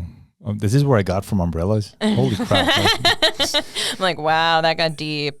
That got deep, yeah. I just wanted to talk about shelter from rain, and now we're talking about gay rights. Like, what? Whoa. Okay, but let me have a sip of wine because I'm going to need it. I'm from California. Yeah. How far are you from Napa Valley, by the way? Just under the bridge. It's like 2 hours. 2 hours. But so cool. I'm from the peninsula where Silicon Valley is. And so you head up over the Golden Gate Bridge and you head north and you're in Napa. That's so cool. Yeah. You're so close. You're so close to everything there, like when you're there. How often do you get to visit, by the way? I visit once or twice a year. I go every summer and stay for an extended period, 5-6 weeks. And don't be robbing my apartment because I leave my husband behind. So yeah, he's there. And 5 pit bulls. Yeah, and 5 pit bulls and a very large angry man. Anyway, so we go every summer, my kids and I. My grandmother is 99 years old. Congratulations, I man. know, she's amazing. Awesome. She still has her driver's license. Wow. Yeah. How many people get to say that at, 99? 99. 80. Yeah, how many people? I mean, and she's... she only drives during the day. She doesn't like to drive at night. But yeah, they renewed it until 2030. So she has a driver's license for another 7 years. She's like 107 or something. She's going to be 106, 107 and still driving. Wow, so we go visit her during the summer, my mom too. And then every other Christmas we go back as well, because in our family we have, and we always have, even before I moved to Romania, we have on Christmas and off Christmas. All right. So on Christmas, we're all supposed to be together. And off Christmas, you're supposed to go to your in-laws. And because we were living there, And in-laws here. yeah, we didn't have in-laws here, and we weren't traveling to Romania at Christmas. I was always with my mom every Christmas. That's cool. But like my brother and his wife, my sister and her husband, and all their kids, we all get together every other year. So, Okay. yeah. And then actually, when I was a kid, this is kind of cool. When it was off Christmas, it was on Thanksgiving.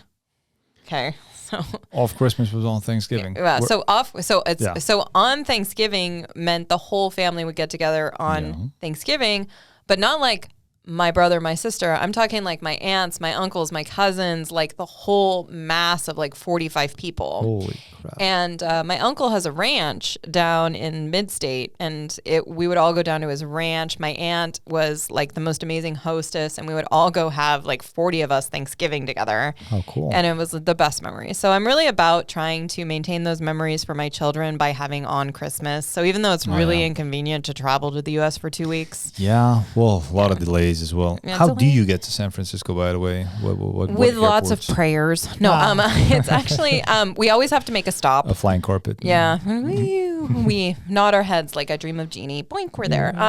Sorry, that was a reference nobody's going to get. Sorry about that. I think people do watch Aladdin. Yeah, Aladdin, but like I Dream of Jeannie. Did you watch that show? No, it's Aladdin? really no. I Dream of Jeannie.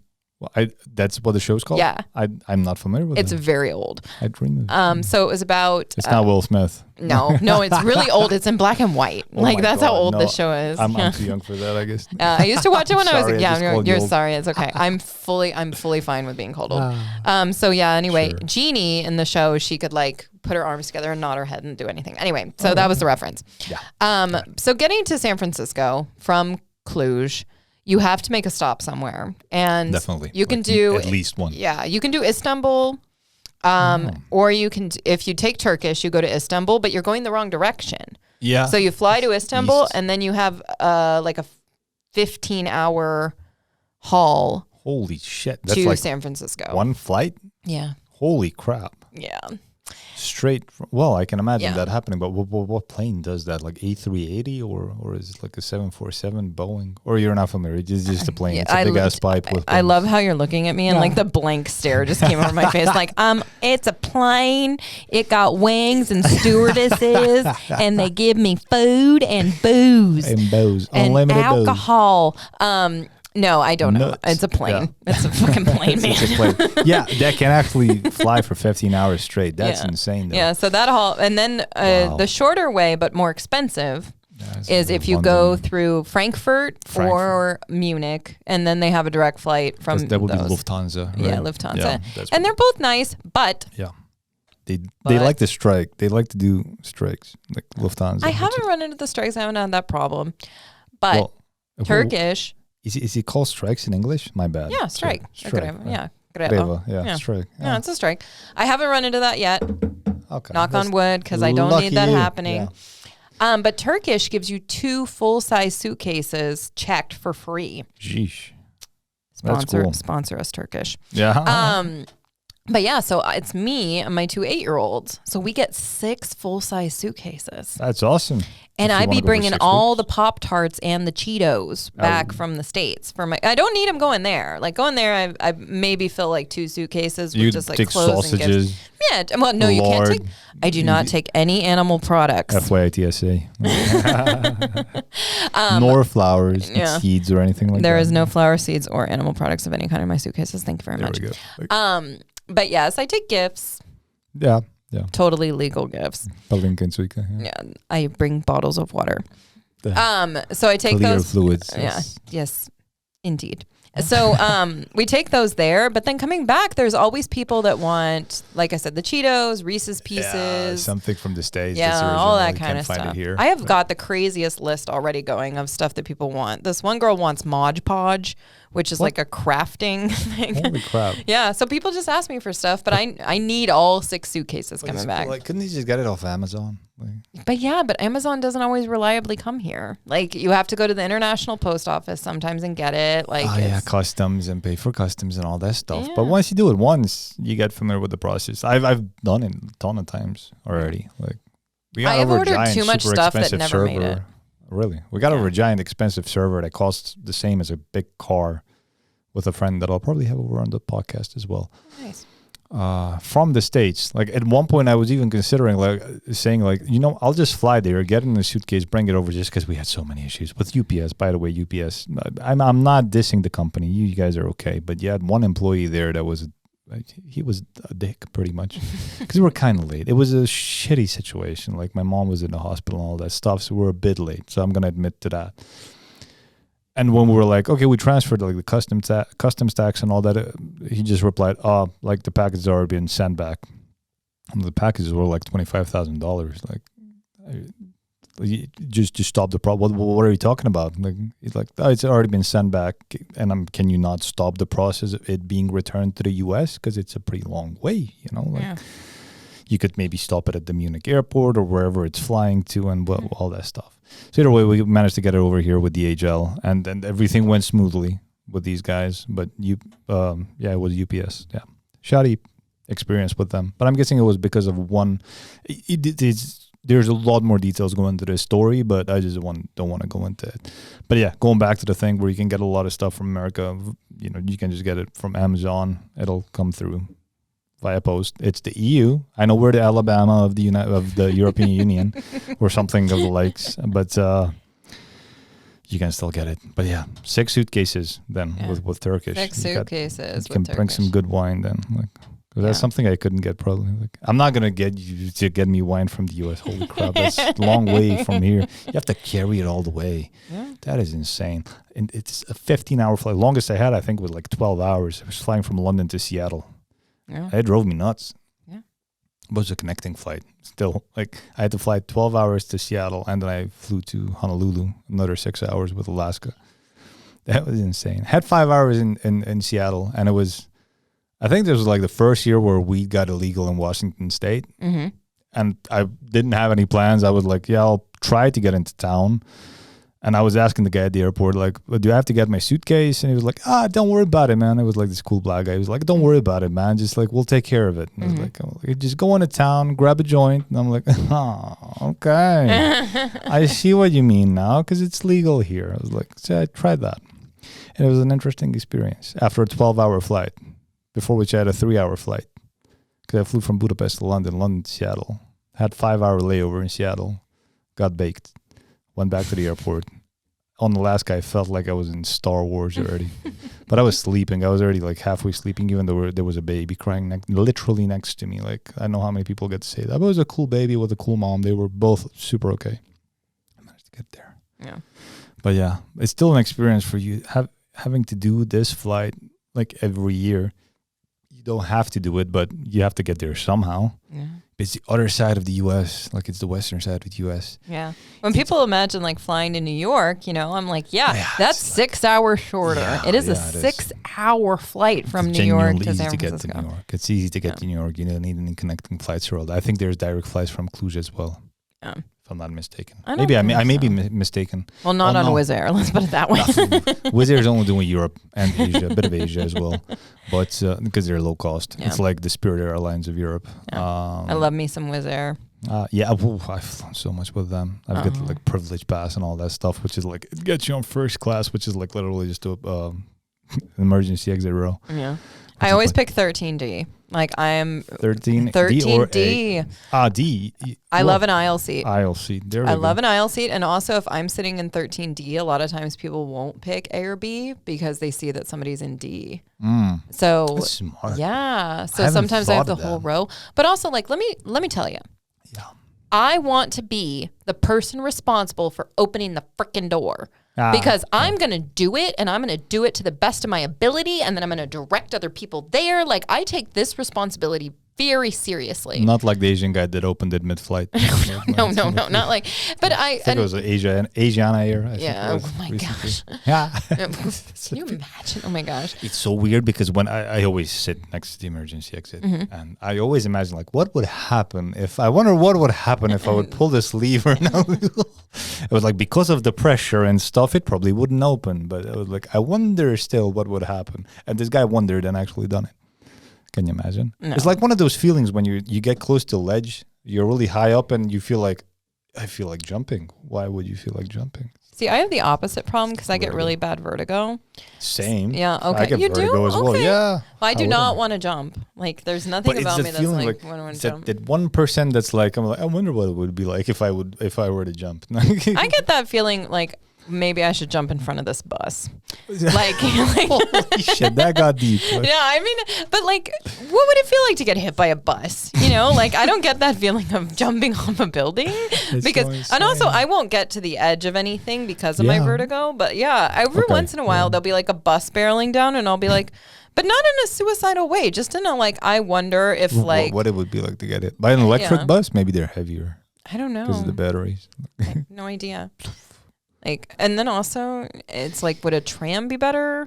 Like one of those trams. But living in London, I mentioned I used to live there for 4 years, and it was an experience because you do get desensitized to this kind of stuff. I think I pronounced that relatively correctly.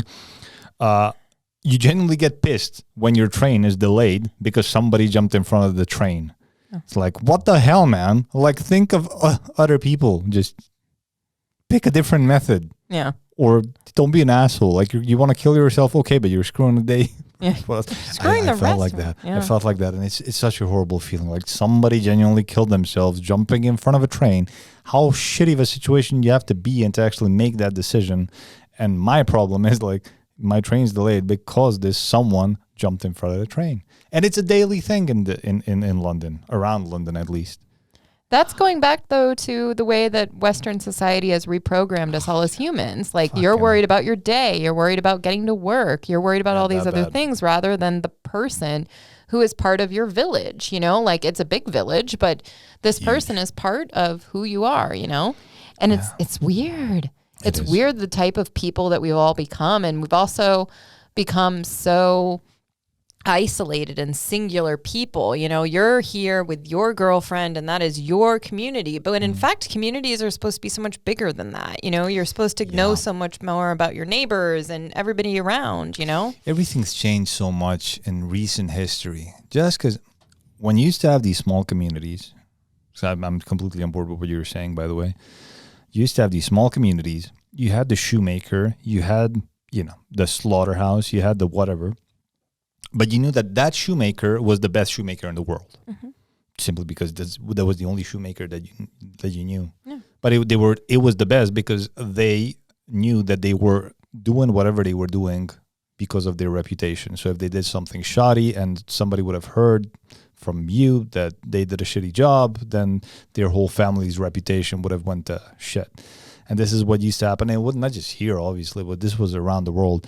But now that poor shoemaker is not getting to do whatever he used to do or his family used to do for the last 4 or 5 generations simply because he'll get shoes off Amazon or whatever, like Answear. Because why did I advertise this shit? I hate them so much. Sponsors Answear. I don't want to say I hate them. I just hate their ads. Where do you see ads anymore? YouTube's. I'm not paying for YouTube Premium. By the way, it's owned by Google, right? So who am I addressing here? Sergey? I forgot Google CEOs, whatever. I use AdBlock. I just use AdBlock. That's the simplest way to use it. I use it on my phone as well, so I just access YouTube via the browser, and I don't get ads because I got ad blocker. But the one place where I can't use AdBlock is my TV. Mm-hmm.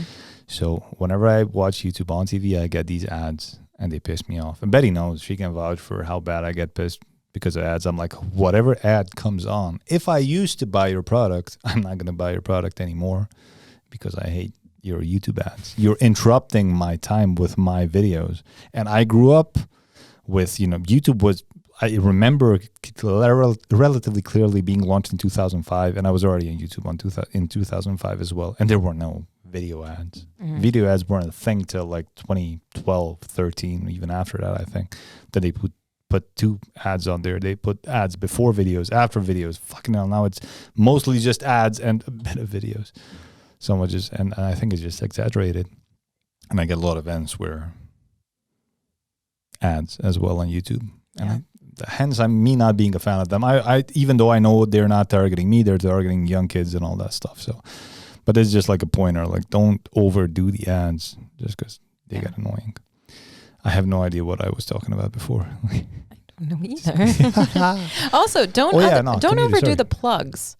the plugs for products. Like I've noticed it a lot in Romanian movies where they're like, pop cola. Yeah, here is we have.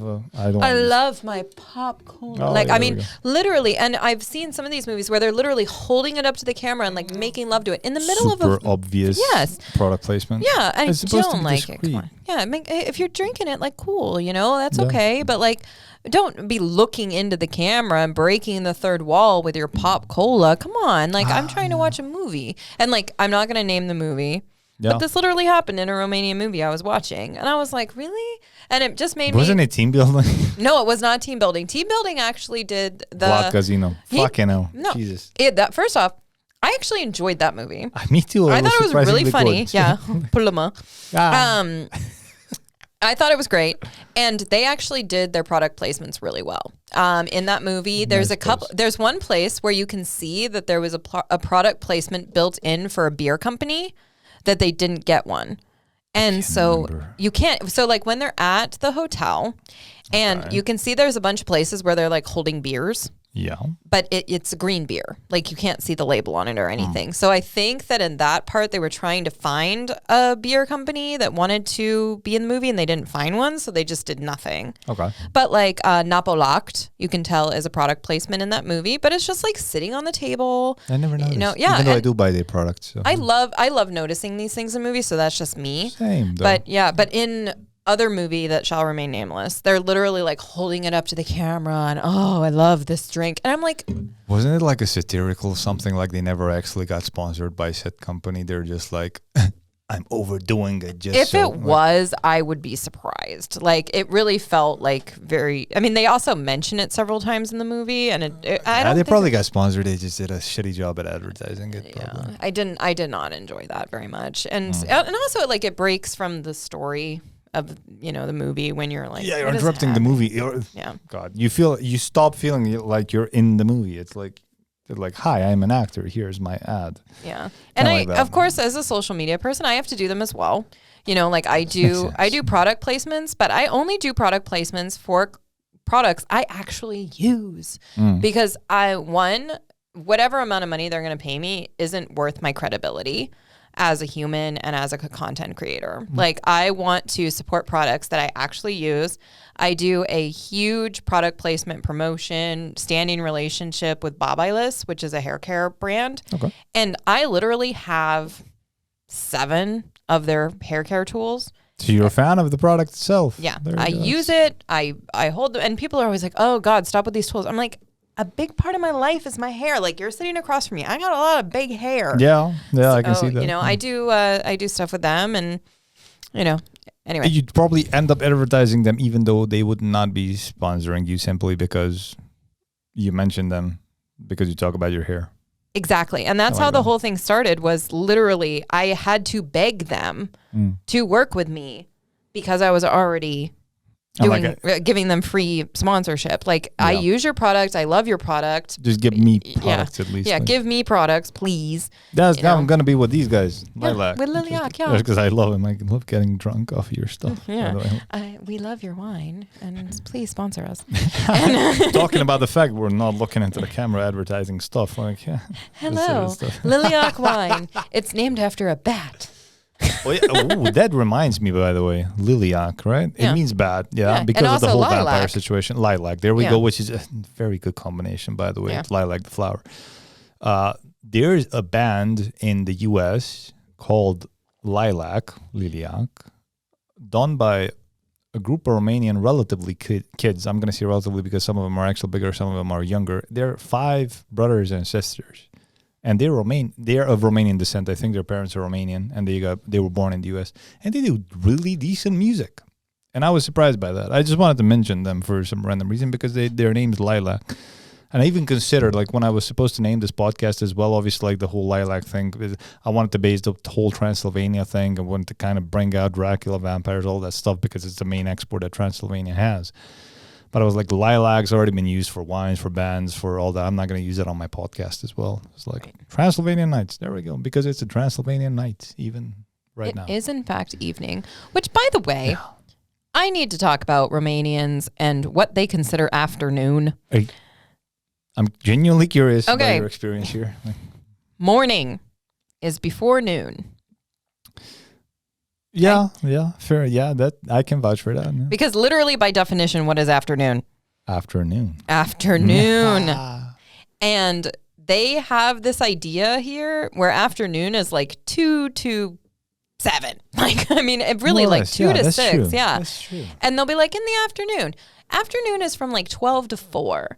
Then we're getting into Sera. But no, in Romania, Sera is like 7, 8, 9. And so when somebody here in Romania says afternoon to me, I'm like, okay, but can you clarify like what hour you think afternoon is? Because Between 3 and 6. yeah, normally they're like 3 to 6. I'm like, so what are the hours in between 12 and 3? Because it ain't morning. Somewhat afternoon. Yeah, like a bit afternoon. Yeah, somewhat sort of morning. It's like după masă, which is like afternoon. It's the literal translation. După masă. Well, după masă, masă is actually lunch. Yeah, like, so whatever time you eat lunch, crap. but we don't have a direct translation. Yeah, so that's like true. that time in between 12 and 3 is lost. For some reason, I thought like masa would be the same as noon. No, it's not. it's Masa's after lunch. lunch, yeah. Jeez. Maybe that's the difference. It is the difference, and it drives me nuts. Because if you have a lunch break wherever in the West, it's at noon. It's at 12, right? Yeah, because you normally start at 8. But normally people here have lunch at around 2 p.m. maybe 1 p.m. We usually had lunch at like 3 in the afternoon. Yeah. Just because like we had like you have breakfast early in the morning, like 7 something, right? Mm-hmm.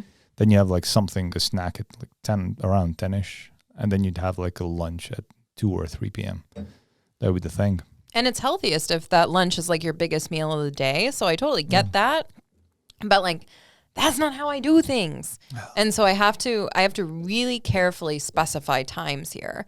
And then also, I will never get used to kids in the park at 10 p.m. Really? No, I'll never get used to it. I was sitting in my apartment the other day, everybody like winding down, and I hear kids playing outside. And for me, my kids have been asleep. Like they go to bed, at 9 o'clock, even when it's light out at 9 o'clock, but there's still kids out playing in the playground. The parents may not approve though. No, they do. They sit out there, they chat. Like there's still kids outside. Like I'm going to have to stop you for a second because I'm going to pee myself. Don't piss yourself, please. We're going to take a short break. Okay, short break so he doesn't piss himself. Oh, God. Would you like some more wine? Sure. Why not? After breaking the 75 day. For those of you who are listening right now, I did not just stop drinking for 75 days. I was on a whole fitness challenge. It wasn't just like, that's not the hard part. Like the hard part wasn't not drinking for 75 days. Yeah, I did not know that, by the way. You didn't mention that before. I still have my headphones on. I'll be right with you. Sorry. Bottle of wine. We just finished the bottle. Yeah. Yay. I'm just happy that it's a bottle finished not just by me alone. Like, Actually, it's something I do when I usually get to enjoy a bottle of wine. I usually enjoy it by myself or with Betty, but we share one, then we get a couple of bottles. So we don't finish both of them, but we just, I will say my mother, besides being an amazing gardener, is a wonderful drinking buddy. So she's definitely one to crack a bottle of wine open with. If she comes back, she has to come on the show. Definitely. Well, that's one of the things that I want to do actually is like get that one closet out of the way. And make sure that we'll be able to get more guests on here as well because we got 4 microphones. Well, by herself, she's amazing. Like, she was a professional gymnast. Wow. She has this gardening thing going on. She's had cancer 3 times. Jesus. Like, she's a wild man. My mom is the coolest. Warrior. Oh, yeah. And, like, it's totally crazy to me when people on my TikTok page are like, oh, my God, you're amazing. We love you. And I was like, because you don't know my mom. Like, if you knew my mom, you'd be like, wow, you're such a loser. Like, couldn't you live up to something better? Like, my mom's so cool. So. Nah, you're cool as well. Thank you for stroking my ego. Gotta, like, you really advertise your mom too well. Like, no, she's amazing. Like, you don't, and by the way, I'm sorry, condolences on your mom. Oh, thanks. No, And, don't worry yeah, about it. but I really do feel fortunate to have my mom, and I want to enjoy her as much as possible because she's a bad bitch. Yeah, I can imagine. Yeah. Definitely want to have her on here. Like, if she does visit Romania, then we'll definitely got to do one of these. She's been here. Yeah, she's been here. We called her Mommy Janna because... Mommy Janna. Mommy Janna, yeah. That's creative. Yeah, we're funny. I'm But we had a great time. Like, we went all over. She loves drinking. She loves seeing new things. I'm sorry for interrupting. I'm genuinely curious how your parents reacted when you decided to move to Romania. Oh, so my mom Does was the- actually super supportive. She Okay. was like, yes, go have an adventure, go do something, take your children, live abroad. My stepdad was very much just like, okay, like this is what's happening. He's kind of the more Yeah, stoic, grounded person. Yeah, fair enough. My sister was pissed. She was just, Well, but that's sisters. My brother didn't really say much, but I think that they all kind of knew that. I mean, they know me. And in the US, we have kind of the expression gypsy soul, which of course isn't the same as here. Yeah, it's not, it's not a derogatory thing. Yeah, I know what you mean. It's like a traveler. Yeah, a It's traveling soul, like, somebody who nomad. wants to see something, So I'm kind of that kind of person. I love to explore and see things. Yeah. So yeah, I was, I don't think anybody was surprised by any means, but yeah, my mom was really you supportive. already had your husband who's from Cluj, right? Yeah, so yeah. you guys were already married there. And we were already visiting here, and they knew how much I liked it here. Like, I didn't move here after never having been here. I'd visited here like 8 times. That was like before you I show ever up to your came. mama like, yeah, mom, I'm moving to Romania. Especially after that South Park episode aired with like the quintuplets. Do you know that one? I do not watch South I Park. will send you that one episode because it's an experience. I feel like I can age you exactly by the TV shows that you've mentioned in Really? this Like, podcast. Yeah. How old am I? 33. Well, I've already told you. That's good. That's good. No, but I feel like, I mean, honestly, because you, even with like the YouTube coming out in 2005 and all Yeah, of that, that was like, 15. yeah. That was 15. I was already on YouTube. Yeah. I'm sorry. I'm going to throw up on my shoes right now because you guys, I'm about to be 40. So Happy birthday. thank in you. advance. Yay. Like, I'm really excited to be 40. you're 40 years young. 40 years young, but Not yet. You're 39. yeah, I'm So it's on 39. your 30s. I'm 39. Yeah. But yeah, I remember Facebook being launched. I remember YouTube being launched when I was in college. You were in college. I was 15. I was barely in high school. Lord. Yeah. Okay. But then you were in California, right? So Yeah. you were literally there where the stuff started off from. Like, Yeah. You were off their doorstep. Like, Yeah.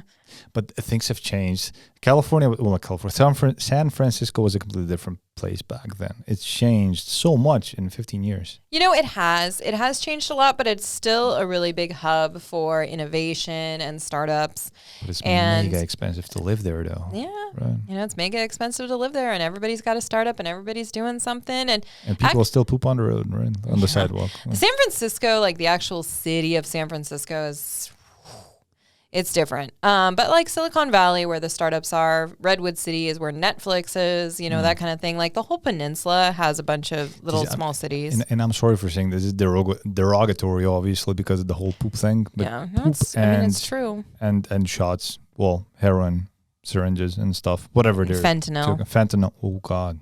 Yeah, the fentanyl is a thing. big problem. Yeah. But do people do like pure fentanyl, or is it like something laced with fentanyl? No, they'll do fentanyl. Sheesh. Yeah, it's crazy. And obviously, I'm not a drug expert, but yeah, it's a study them, huge huh? problem, and is. it's sad. When I was in high school, so 25 years ago, The weed was a thing back then. Well, yeah, weed was the thing, but also like I would go to San Francisco and like go to shows and stuff with my friends. And I remember I had a boyfriend at the time, and we would go to Pier 39 and like hang out. And now I don't know if I would let a child of mine go to San Francisco by themselves. Like I don't really feel that safe roaming around there. It's a wild place. It's a wild place, and it's things have changed, and I don't know who's at fault. I'm not obvious. And that's one of the things that I try not to do is make too much commentary on like the government and policy, because I'm obviously not an expert. And if I was, I would run for office and not be sitting here talking to you on a podcast, right? Yeah, makes sense. I just kind of do my thing and try to make the world around me the best place I can. And that's all I can do, So Yeah, well, we're talking about it because you're originally from the area. yeah. And I'm the one that left, when people try to talk to me about California, and they try to talk to me about the US, and I'm like, bro, Here I am. you're talking to the wrong person. Yeah. I moved to Cluj. If you Yeah. want somebody that's going to defend the gun rights ownerships and all the things, I mean, you're really talking to the wrong It's not person. California, though. No, but like in general, Yeah. like, and I do end up in in general in quite a few discussions like that, because when people realize that I am a U.S. citizen, you know, Yes. I see what you mean. when I'm a U.S. citizen, they want to talk to me about all these things. Yeah. And People are curious, right? Yeah. Oh, people are curious. And like, again, with the cultural knowledge, I'm happy to explain what I can. But at the end of the day, you know, I can give my opinion, and my opinion is that the United States was always supposed to be something like the European Union. It was never supposed to be like one nation under God, like how they put it, because everywhere else in the world, a state is what? Country. A country. Yeah. So like, why are our states just Județul, you know, like why are they just like basically. Counties, regions, provinces? And I think it's ironic. I'm sorry to interrupt. Yeah. It's structured more like a confederacy, the U.S., even though it's not a confederate country. Like, but it's kind of like Switzerland, where they have their own cantons. Yeah. So the cantons would be the states, where each canton has its own legal system, more or less. Well, they have the federal ones, and they then have the Cantonese. That sounds wrong. Yeah, Cantonese is Chinese or something, isn't it? Yeah, it is. It is. And I was actually thinking of the Catalan first, the Spanish guy. Yeah. Not Spanish, I'm sorry, Catalans. Catalan. Either way, yeah, I'm rambling. You just lost your entire Catalan fuck it. market. Everybody in Barcelona is no longer listening to you. Yeah, like, other than the guy that came up with my logo, who's actually from around here, and they moved to Barcelona. So yeah, I got that he going can for still me. listen. He's not Catalan, so yeah, but yeah. Apparently, Catalan actually has a lot of words in common with Romanian. Yeah, well, it's still Latin as well. It's a Latin language. Okay. But it's still different from Spanish, which is weird. Apparently, it's like closer with Romanian in a lot of ways. I'm not sure about that. I mean, I don't have too much experience with it, but like Jorge, for instance, is a name. It's Jordi in Catalan, and then it will be George in Romanian. No. The same name. So, man, just as a weird example, I suppose. But yeah, I forgot what I was talking about, which is nice. Sorry, I interrupted you. No, I interrupted myself with the whole Catalan thing. What was I talking about? We were talking about Switzerland. Switzerland, the cantons. Cantons, yeah. Cantons, each of them having their own legal system, and then the states have the same thing as well. And we've gotten really into a place with the U.S. where we have this large main government, and it's my opinion that it was never supposed to be that way. And for example, like one of the basics of us owning guns is that we're able to form a militia, which is, you know, just like any European country could have an army. Any U.S. state should be able to have its own militia, its own army. Yeah. And now we have this big master army in, you know, the U.S. instead of the small militias from each state. And I just really feel like it was never supposed to be this massive thing that it is. And I also feel like people in Washington, D.C., trying to govern over the whole country that has all these very diverse needs is very much like people in Berlin trying to govern over people in Romania. Exactly. Like, you don't know. Yeah. It's super centralized. Yeah. Life here is different compared to what it is in Germany. Life in Wyoming or Montana is different than what it is in D.C. or California. And so different. Like, when you really travel the United States, you really see like how interesting and different it is all throughout. I mean, the first time I ever went to Atlanta, I was like, I don't recognize this as being your own country, right? Right. I was so like different. The advertisements, the stores, the people, everything was so different, you know? And you adjusted just like you would adjust to going to Poland, you know? The only thing is like the language is the same. Yeah, language is the same, fortunately. Yeah, but it's, I mean, you just got the southern accent. You got the southern accent, you know. But I mean, culture, everything. I mean, even on the West Coast, we have a different dress code than the East Coast. Yeah. Like formal on the East Coast is like long full gowns, and formal on the West Coast is more just like short cocktail dresses. And like it's even our dress codes are like much more casual on the West Coast than they are on the East Coast. I suppose because of the political ideology as well. They're more conservative, generally Southeast relative to Northwest. Yeah. Right? Like. Yeah, Northwest. Boom. Yeah, kind of like that, yeah. And it's so, I mean, when you think about how huge the United States is and how much different needs they have, you know? And so when I come here and people are like, "Oh, you're American," I'm like, "Whoa." Yeah, American is such a vague term. It's like me hearing that I'm European. Like, not really. Like, I don't know a lot about Spain. Yeah, I don't know a lot. Or I don't know about Italy. I've been a few times. Yeah, I've been a few times, but I can't talk about their history. I can't represent them. Right. Italians is like you saying like Texans are like this. Texans, this is the way of Texas and stuff. But you've never really. Well, you've been to Texas probably, but. Yeah. But all I would be able to give you is like cliches, generalisms, and cowboys. Cowboys. There's cowboys and unless you go to Austin, you know. But it's blue, yeah. But it's so frustrating to me when people make these generalizations about Americans being stupid, being uneducated, being whatever. And I'm like, do you realize? This is what I always tell people. Yeah. Do you realize you're talking about the third largest population on the planet? Yeah. The world's biggest army, by the way. But, world biggest army, fine. But also the most diverse of those three largest populations, because you're talking about China, India, and then the U.S., which is this beautiful melting pot of so many different people and cultures. And the teachers that teach in these schools have to deal with so many different first-generation language speakers who are speaking English for the first time. I mean, I've heard of people who are teaching at schools where they have 37 different languages represented. I'm sorry, we're going to have to take a short break. I think Betty's knocking on the door. Oh, okay. Let's see. Hi, Betty. Thank you. He was a fun guy. I actually just did a promo for a new restaurant in Cluj. And we're back, by the way. Oh, hi, we're back. Yeah, feel free to talk about the restaurant. I just did a promo for a new restaurant. And so I gave away 5 200 lei gift certificates to Sage Bistro in Cluj. Oh, yeah, Sage Bistro, I remember that. Yeah, really nice. Talking about that. Yeah, really nice restaurant. And anyway, I was just responding to the people that won because they're like, how do we get our vouchers? And I'm like, I probably should have figured that out first. But I didn't. So let me figure it out and I'll get back to you. You'll get there. I'm the worst influencer that ever lived. I don't think so. I really do think so. I am terrible. When I do drawing, like yesterday, I did a drawing for Instagram on TikTok because I just forgot what platform I was on. And there was no alcohol involved in this.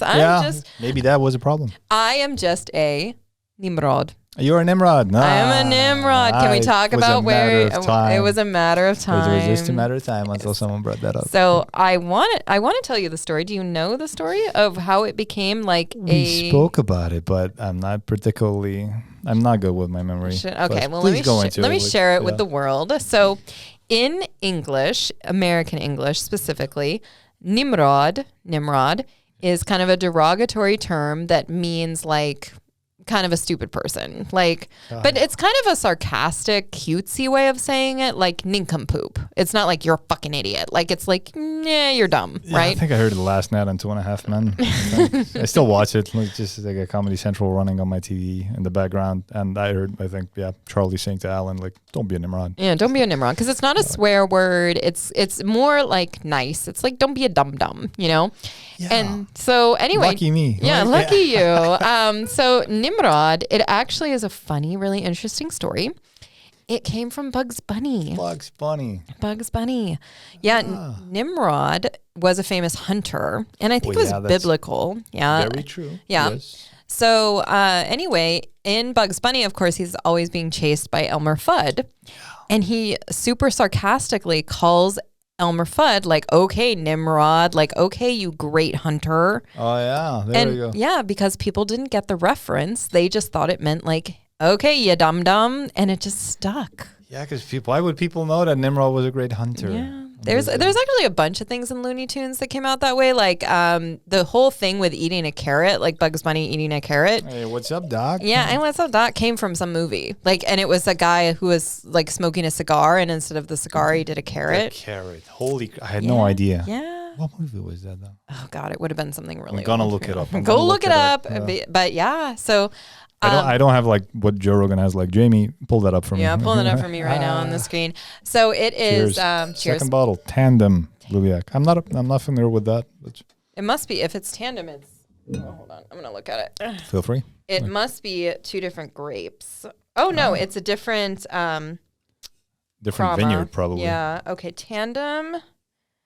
By Liliac, I'm guessing. Liliac and Castel Mimi. I have no idea where that is. But it's probably in the area. I know they do some stuff around Lekinsa, which is No, in it's Republica Moldova. Holy shit. Because I'm reading in Romanian here, but yeah, it says două vinari din Romania și Republica Moldova pentru a dori. What? Which is like gift. Oh. To gift. You the best wine probably or something. Oh, how lovely. Okay, so it looks like Castel Mimi is in Moldova. I really want to go to Republica Moldova and like go to the wineries. Highly recommended. I actually have a good friend from uni from there. Actually, well, I was studying at University of London at a place called Royal Holloway, and she was from Moldova, and they have their own vineyard. It's a fairly well-known one as well, so I'll put you guys in touch. Yeah, you just send me that information, and I can be in the car tomorrow. Yeah, we'll get there. We'll get there. That's for you, Lena. Hey, girl. Do you want to be best friends? Like, yeah, look, good stuff. They guys got good stuff. I've actually never been to Moldova. It's so damn ironic that I live here in Romania. Like, people from the U.S. come to this area and they visit Moldova, and myself, who's like maybe 300 miles away. I've never been, but it's something that I have on my bucket list. Okay. It's been a bit of more of a sketchy thing to do recently since the whole war situation began. Yeah, there is a whole ass fucking war happening in for the sure. neighborhood. It's literally next door, by the way. There's a war in the neighborhood. Yeah, with fucking fuckload of it's such a weird place to be. When I was chatting about this with my uncle, he's a big skier, by the way. He goes skiing to Austria, to Slovakia, to a lot of places. And they live up in Hungary. And he was talking with a Ukrainian, genuinely refugee that was, I think, out there skiing. Because, probably they were well off financially and all that. And they were talking on the ski lift. And she kind of explained the whole situation, what was going on, and started crying, talking about the boys and relatives and people that they knew that died. They got taken to the military and all that stuff. And, on the same night when he told me this story, I took him out to central Budapest to like a karaoke bar where we had like Brits and French and all that doing stag do's and all this stuff. And they got shit-faced. Oh God, I had the camera. If Janna's in a different angle right now, that's again my fault. I've done the same thing on the first episode. I think I actually hit your camera earlier. I don't know. We'll probably come up with a. Am I still in the shot? Yeah. I'm still in the shot. Look at you. You look so nice. Oh, thank you. Like, let me just check if you're in the shot as well. Oh no, everything's fine. I just hit the camera, so I'm gonna have to figure out a different solution for that. But yeah, coming back to the story just quickly. Yeah. It's such a big contrast between the two. Like on the one end, really near, like really close to where we are right now, people are dying genuinely by bombs, by mines, by gun shots, like stuff that we've only seen in movies. On the other end, like not too far, people are getting shit faced. Yeah, for fun. Not us. No, not us. Definitely not. It's such a weird situation to be in. You feel bad for these people as well. And you can't help. It's not like you can help. What are you going to do? Pick up a gun and go fight their war? Or because it's not their war either. I encourage whichever Ukrainian to try whatever they can do to leave their country. Like, just leave. Don't go. Why would you defend it? Like, yeah. I mean, there's of course something to defending your homeland and where your people are from and your grandparents' land and all of these things. But it's all fairy tales mostly, like because most of it is already owned by multinational corporations anyway. Most of the agricultural land, forests, whatever there is, technically it's in Ukraine, but it's all owned by foreign entities. Yeah, I'm going to put that out there. I cannot speak on this because I am not an international relations expert. But if you would like to get drunk on a Tuesday, I can help you with that. Oh yeah, I'm getting lost. I'm getting lost in a completely different topic. Yeah, I'm bro, you're deep. I will say you're deep, but I cannot comment on the war in Ukraine and the politics of that. purely because I don't know enough. Good wine. That's where we ended up in Ukraine. I'm sorry. We literally were talking about wine in Moldova. Yeah, there we go. Yeah, which is Moldavian English. Moldavian, right? yeah. So it's Moldova and Romanian. By the way, the very vast majority of people in my life have never heard of Moldova. I wonder why. Because it is very small. And so even more so, it's not often that I talk to people that know a lot about Romania. And if they do, it's normally like Nadia Comaneci and, they had that bad dictator. Oh, yeah, the bad dictator. Or Harry Potter used to train and it was something about Harry Potter. Dragons in Romania training. I don't even, not even that. Like, not even that far. Okay. But like Moldova. Yeah. Bro. Unless you're like some kind of geography expert, you'd play that game, the one GeoGuessr. GeoGuessr. Like you do not know where Moldova is, and I really want to go there. I think that, and also I think going to that, like, what is it called? The old Transnistria. Yes, there you go. I want to go there. Like, which is like, give some like the Soviet-looking zone explanation to what we're talking about. Moldavia used to be part of Romania, so it used to be a part of a territory of Romania, hence it being populated mostly by Romanians, with most citizens having Romanian citizenship as well. But it's also populated by Russian citizens as well. So most people speak both languages. So you have Bald and Bankrupt going to Moldavia, him only speaking Russian, he can chat with anyone around there. But the western side of Moldova is that's mostly the Romanian part, and then the eastern side is mostly the Russian part, which obviously it's kind of self-explanatory in terms of a geographical thing, where it's closer to not Russia but Ukraine. Well, now Russia.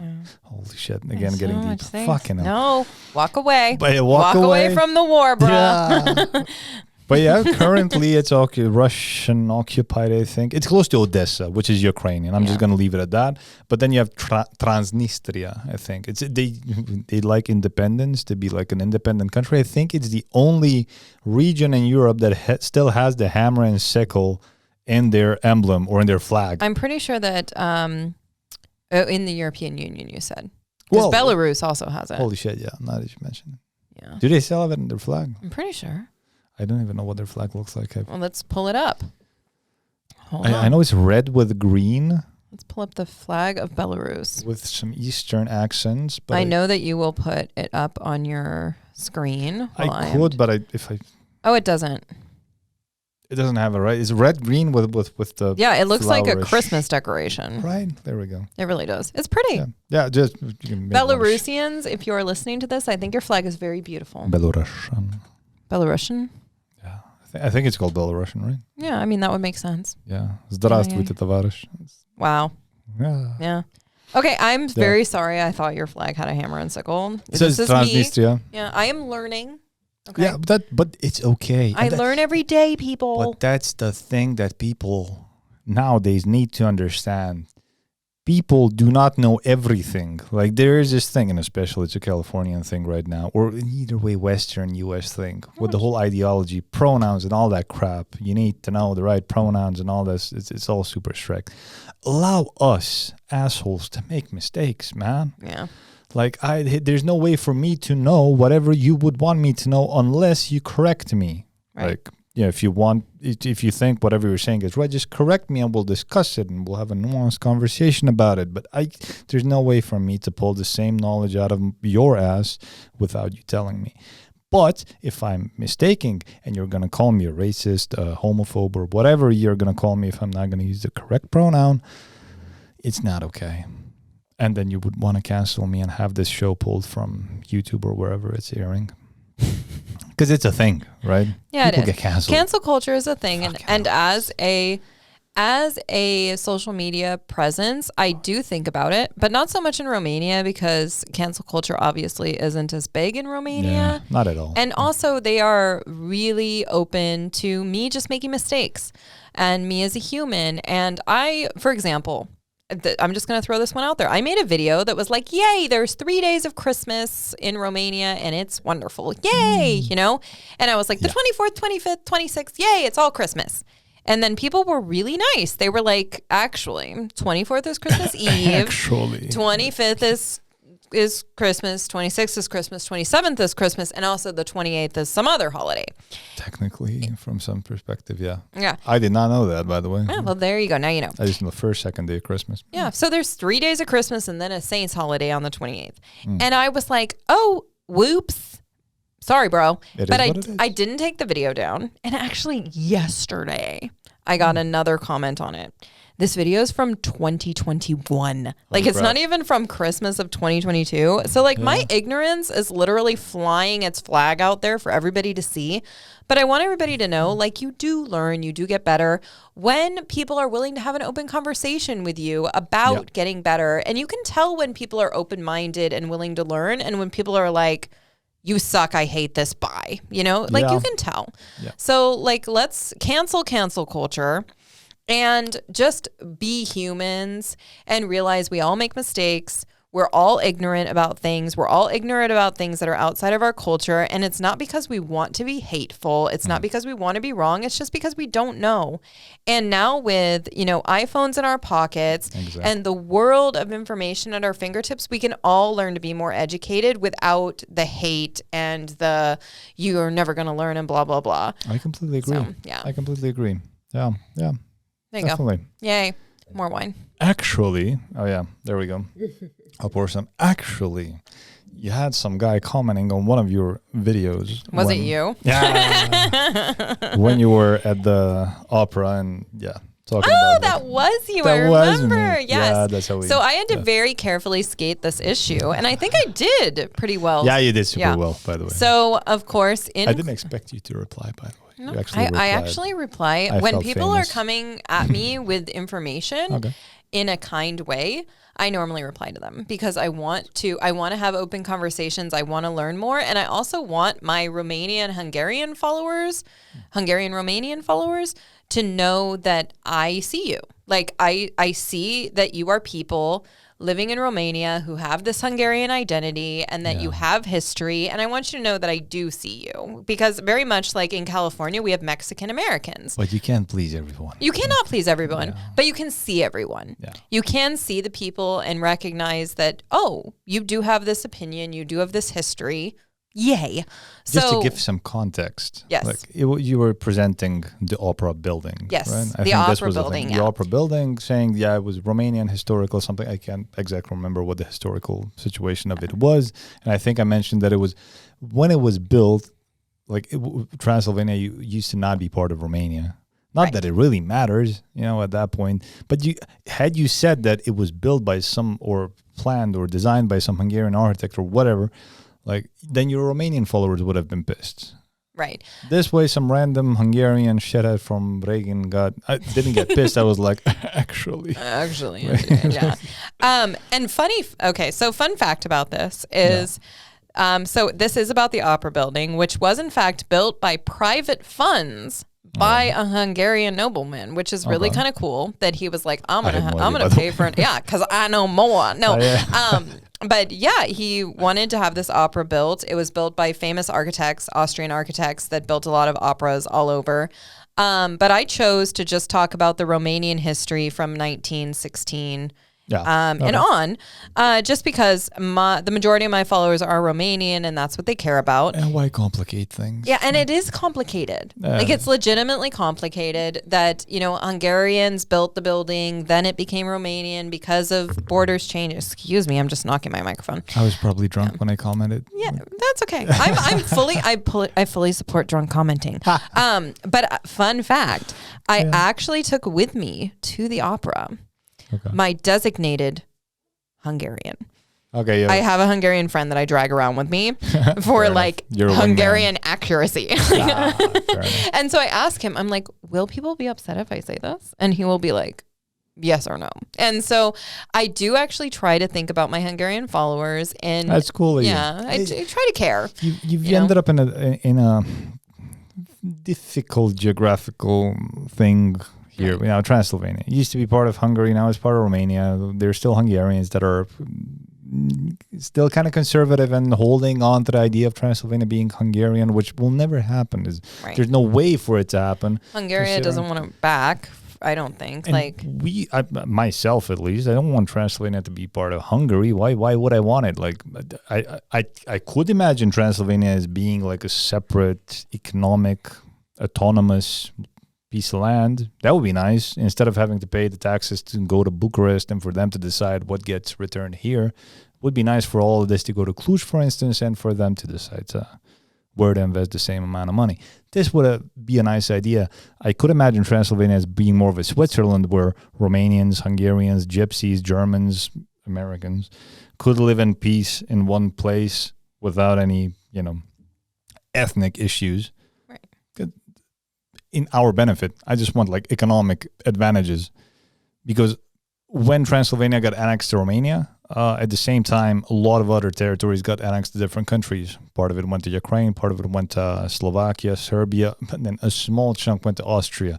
You never really hear those Hungarians complaining about them being annexed to an economically advanced country. Yeah. They want to be Austrians. And maybe if Transylvania would have been annexed to Austria, the conservative Hungarians would have been like, yeah, we're Hungarians, but we don't give a shit. Yeah. Like, I mean, it's better really off, financially compared to the rest of the Hungarians. So, yeah. Hungarians are really interesting to me. I'm fascinated with two cultures. Okay. Mormons and Hungarians. Well, why are we the same boat? You know what? Just because you're interesting to me. Like you. But I really, for some reason, I'm like, oh, Hungarians. Like, and I have a really good friend, Otilia, who is Hungarian. And mythological nation. Yeah. I mean. In Mormons. Yeah. No, sorry. I'm gonna stop interrupting you. Yeah. Oh, have a drink. We'll have a drink here. Few sips. I have no idea how many times we've deviated from the main subject we were talking about. I think before we got into a break. I feel like you and Turkish gentlemen were way better at staying on subject than we are. Like maybe, but then there's more alcohol involved, I think. Yeah, me and you are like on like a crazy labyrinth of subjects. And yeah, but it's cool. Welcome to my brain, though. This is really fun. Isn't it, right? Yeah, like, this is awesome. I'm having a really good time. Glad to hear. So am I. Yeah, that's the whole point. I feel like we could talk for like 12 more hours, but then again, like this is like going on 2 hours or maybe more. I think we're on our third hour, by the way. Oh my gosh. And we could literally talk way more. I feel like we could. I feel like we could talk until like 3 a.m, but like we'll probably not let Betty sleep then. Yeah. Sorry, Betty. Who, by the way, is also blonde. So like her and I are. Their hair is really like. Yeah, she's got like texture like mine, and like she's blonde. So. Yeah. But yeah, yay, Betty. So I interrupted you from your very important subject of Hungarians and Mormons. Hungarians and Mormons. Yeah. I like you all for very different reasons. But yeah, I'm just really interested in Hungarian culture. I think it's cool. I think it's interesting. And especially because I know so much now about Romanians, and I get to learn about your overlapping history. Yeah. It's really interesting to me because I'm like, oh yeah, so when the Romanians were doing this is how the Hungarians felt about it, and it's just really interesting to see kind of both sides.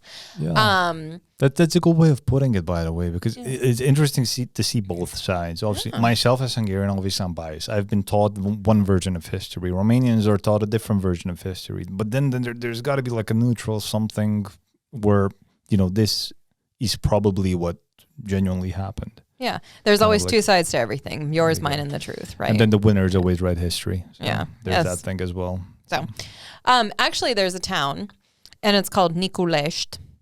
Hello, everyone in Niculești. There's probably 4 of you that live there. Yo, what's up? Shout out. And so I was driving through there with my designated Hungarian, and we were going to Sfântu Gheorghe, and you have to drive through this little town. And I was having fun having him read all of all the Hungarian names of the cities under the Romanian names. Yeah. And so we get to Niculești, and I'm like, what does it say? And he was like, well, the name of this town is St. Nicholas's Cabbage. Miklós Káposzta? I don't know how to say it. Miklós Cabbage? Like but it's Saint Miklós Káposzta? Yeah, it's like, and I was like, what? So like they call it Nicholas Town, Niculești, right? Bucharest, yeah. Yeah. And Translated, the Hungarians call it St. Nicholas's cabbage. And I was like, I don't know where the cabbage got lost in this translation, but that's wild. And that for me seems pretty relevant. It feels relevant. Like Right. there must have been cabbage at some point, Hungarians. And that is, for me, that was so interesting to me. Like I probably could have written like a dissertation on this tiny little village and then why it was called St. Nicholas's cabbage, because I like this kind of stuff. Yeah. And that's the same reason why I like Mormons, is because There we go, the analogy. yeah, a lot of their stuff, man. I'm like, what? So different, right? Yeah. How did that happen? You know, Yeah. and also like similar. This is how Hungarians and Mormons are similar. Y'all are fucking fantastic at networking. Like, Really? yeah, Hungarians, you guys network like crazy. You guys are all in with each other, talking with each other. You all know every other fucking Hungarian in town. And same with Mormons. Like, they my are God. amazing at networking. Imagine Hungarian Mormons. I know, right? Like the Hungarian Mormons, all four of them are like networking. You'd be surprised. I already know two. So Oh, there you go. Okay, well, those two know two others, and they're definitely. ruling the world. Oh, yeah. But I mean, like networking is really important, but I am fascinated with Mormon history. I love reading books about it, and like I love talking to Hungarians. It's a really interesting culture. Yeah, So. but it's fine, you know. It's not something that you have to say like you love him or we exist. Then that's kind of enough, you know. Like, You exist, and yeah, you're just fucking acknowledge the interesting. existing. Oh, thank I'm like, oh my god. So it's like you're like a fish in a fish bowl, and I want to watch you. What like, the- sorry, that was my what is her name? Stifler's mom. That was my You're like a fish in a fish bowl, and I just want to watch you. And that was for Finch, right? For Finch, yeah. Finch, right? Finch, yeah. Oh God, She I didn't grew up say in American that. Pie. Oh my god, I saw American Pie with my grandmother. That must have been an experience. It was amazing. Like, and of course, this was when I was in my teens, so Yeah, she was in her This was in the 90s, by the way. 70s. For somebody listening who's haven't seen American Pie yet, please go watch. Yeah, American please go Pie. watch. The series by now. It 'cause is they're like 7. horrific. Like when you It's put it fucking horrible. when at you this put age a to modern watch. lens on American Yes. Pie, it is awful. Like what they did and how they acted. So horrible. Yes, but go watch it. Yeah, oh, that's how I got like the first time I listened to Blink 182. I think was on American Pie. Really? Yeah, well, I think they weren't all too known at that point. Still, like I don't know. I mean, I always knew Just about like the early 90s, Blink-182. I have no idea when the first American Pie came out. Jamie pulled that up for me. Can you pull it Kidding, up? like- Yeah. Yeah, well, but there's already like 6 or 7 of them, and they're talking about I think another one. It's getting. I've only ever seen the first one. It's almost like the Fast and Furious movies by now. Fast and the Furious 147. Yeah, part 1. 'Cause that's where we're getting with this as well. But it was fun. It was so. I mean, that's one way of getting an idea of what American kind of high school, college culture is like, because that's what it used to be like. Exaggerated, obviously, Yeah, to for some TV, yeah. level. There you go. You have to make it entertaining and comedic. But you get a good idea of what it was like, and it played a huge role in me learning English. Like, it's kind of where I picked up my accent, because again, I lived for 4 years in London. I did not pick up a British accent whatsoever. And thank God, because I could not understand a British accent. I had no interest. I'd in be picking over up here the- like, what? We're going to the shops for what the fuck? What are you talking about? Maybe into the shops in the high street. We're going to the shops. If you want to cut potato, I'm going to have to go to the shops. Like, what the fuck? You're doing a is better this? impression than I am. But then it's so deep, because it's a relatively small country. Well, relative to the US, obviously. Yeah. There's so many dialects. My man, there's so many dialects. Even within London, there's so many dialects. Can we But then talk about Naked Attraction? I am a bit lost for words. Have you seen it? No. I'm sorry. I'm sorry, taking honey. it out of context. I'm really sorry. Is it a show? It's a TV show. Okay. Straight okay. out of the UK. It's on Channel 4. Oh God, I think I got the Do you ad know for it it? at one point. I used to watch Channel 4 while I was at my brother's in Switzerland, and I got the ad for it. It's literally people standing out naked. Yes. I think. It's a naked dating show. They're the naked. Brits tend to be funky. Yes, it is naked. And I was just in Britain, London, UK, and it came on the TV. Oh, I was literally the tele. on the tele. I was in my hotel and I was watching the tele and it fucking came on and I was literally like, oh, like that's funny. They're gonna do it blurred out. Nope. It is not blurred. Yeah, it is on 11 o'clock at night on a main television show. But the reason why I'm bringing this up now is because at one point they let them all talk and they will literally analyze, oh, this person is from the north. This person is from this area. This all based on their accents. And so like that's why it's relevant. But it is literally naked people dating show. They're naked and they show everything. I think I got this, but it was like 5 years ago, and I can't remember too much about it besides the fact that they were fully naked. They were on season 11. Oh God, this is on season 11. There's so many trash shows in the UK, by the way. So many trash shows, and a lot of people watch them. I mean, honestly, I'm not gonna say that I got a VPN and watched Naked Attraction when I got back to Romania. I'm not gonna say that. NordVPN, please sponsor us. Yeah, but. I mean, yeah, if I'm sorry. And there was like a virgin that was on the show. Supposedly. Well, that's what he said. And Allegedly. I mean, of course, yes. I was on a reality television show. I was on Chef La Cuisine. And I will say that it was very... You've been on a reality show in Yes, Romania. I was on Chef La Cuisine. Chef La Cuisine, which is like... A cooking Chef show. La Cuisine, which is... Chefs at the knife. Chefs so at it's the knife. Literally, that's the literal translation. Chefs at the knife. Yeah. I'm sorry for interrupting. Please go ahead with the naked show. So I know that, of course, they can cut things the way that they want to and whatever for television. I feel like my Chef La Cuisine appearance was very representative of exactly who I am. They did not cut me in any way. If anybody did not like me on the show, they will not like me in real life. I can guarantee you, because it was very. I'm gonna have to watch it now. You know that, right? Yeah, it's in my link tree. Yeah, if you go, if you go to my Instagram and you click on my link tree, I have it posted. But yeah, they can cut things however they want. And they did. But yeah, on Naked Attraction. Yeah. Sure, but did you try talking in Romanian? Like I tell a joke in Romanian. Okay. Yeah, but most of it is in English. I love you. Guessing. You're like, oh shit. I can't wait to watch it now. Like, genuinely curious. Yeah. I actually was really fortunate on Chef La Cuisine. They gave me 25 minutes of showtime. Because you were interesting. I don't know if I'm interesting or people were making fun of me. No, just like you're out of the ordinary. It's already something that people would be into, right? You know what I was doing is I was just telling them exactly how I feel. Okay. Which is that Romania is not that bad. And I feel like Romanians are so hard on their fucking country. Like they're so hard on themselves. And I'm like, y'all have been out of communism for 30 years. Yeah. And you got a long way to go. But like, look at how much you've done. And look at how beautiful things are. And look at your generation coming up and how inventive they are. And like Gen Z is lovely. And like all of these things, like give yourself some effing credit, man. Like people won't do that. Yeah. No, they don't. But it's a weird time to be alive as well in this country as well, because at the same time, a lot of people are leaving this country for the West. Yeah. You're aware as well. I mean, everybody you talk to in Romania has some relative that's moved somewhere to Western Europe, right?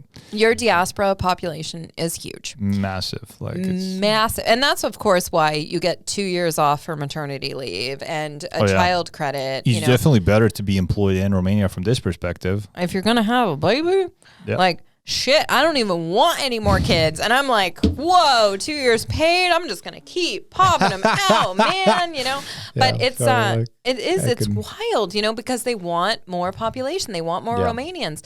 But then at the same time, they're not going to get it. No. They fucked it up. That's my personal perspective. It's been 100 plus years of Romania, Transylvania that is, and they fucked it up. I really think that a lot of Romanians are returning. My husband, I've returned as well. You returned. Yeah. I think that there are more who, hearing maybe me talk and you talk, would be willing to come back and give it a try. But it's not enough. Like, it's not enough to sustain a country. There's already a lot of companies are bringing in, Asians, Nepalese, Sri Lankans, wherever, cheap labor. So we're getting into the whole thing of, the way the U.S. is bringing in Southerners, whether they're from Honduras or Mexico or wherever. Romanian company owners are trying to, and there's intermediary companies. So it's not like I'm like a plantation owner and I'm going to bring in slaves from Sri Lanka or something. It's like one company manufacturing some random shit needs like labor on the production line or something. And there's an intermediary company that you can go to and say like, I need like 20 employees that'll do this stuff. And they bring in employees from Nepal, say. And even our small town, like a town of 40,000 people, I should probably try to get someone from one of these countries onto this podcast. I'm genuinely curious about their experience. You came all the way from fucking Asia to Romania, not even like a fully developed country like the US or Germany. You came to Romania. What's the experience like? You don't speak the language. It's a different religion, different culture. And, you know, the obviously the nation is going to get diluted. Not now, but in like, say, 50 years.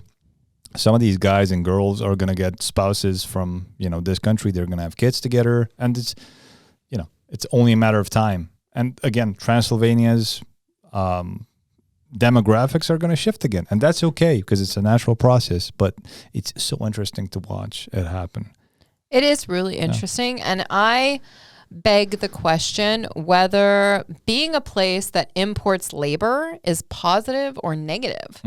Like, because when you think about the fact, if you have become a country that is able to import labor and able to pay those laborers and able to be a place where those laborers want to come, is that a positive or is that a negative? And like I've said multiple times in this podcast, I'm not an international relations expert, but I do see that when you have the Nepalese, Sri Lankans willing to come here, willing to work, willing to do these jobs and fill in the gaps in your labor force, is that positive or is it negative?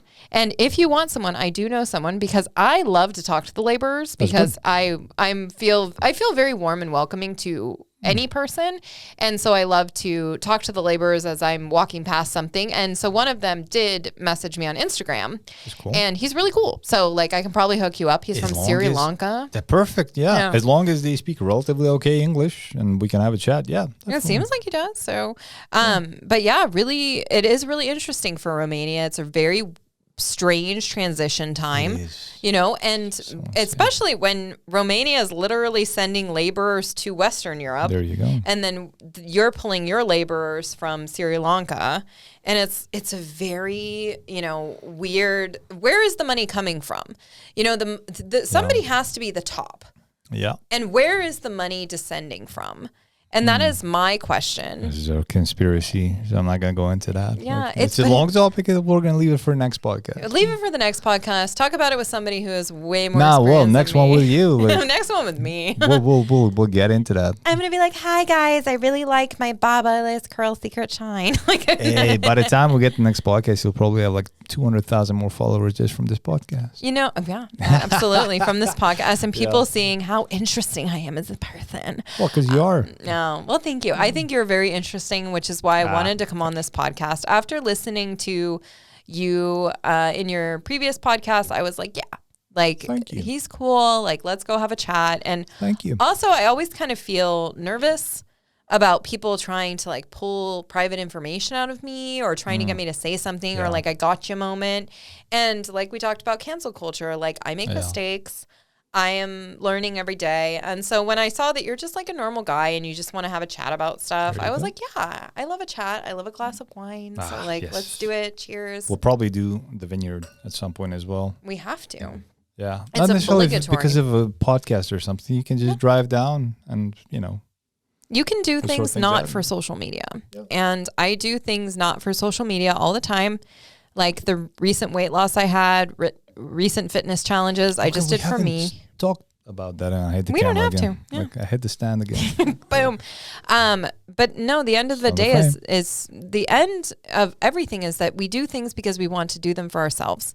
Yeah. And my social media channel was something I wanted to do for myself, but that doesn't mean that I wanted to share everything that I was doing on that channel. And I don't share my kids. I don't share my husband.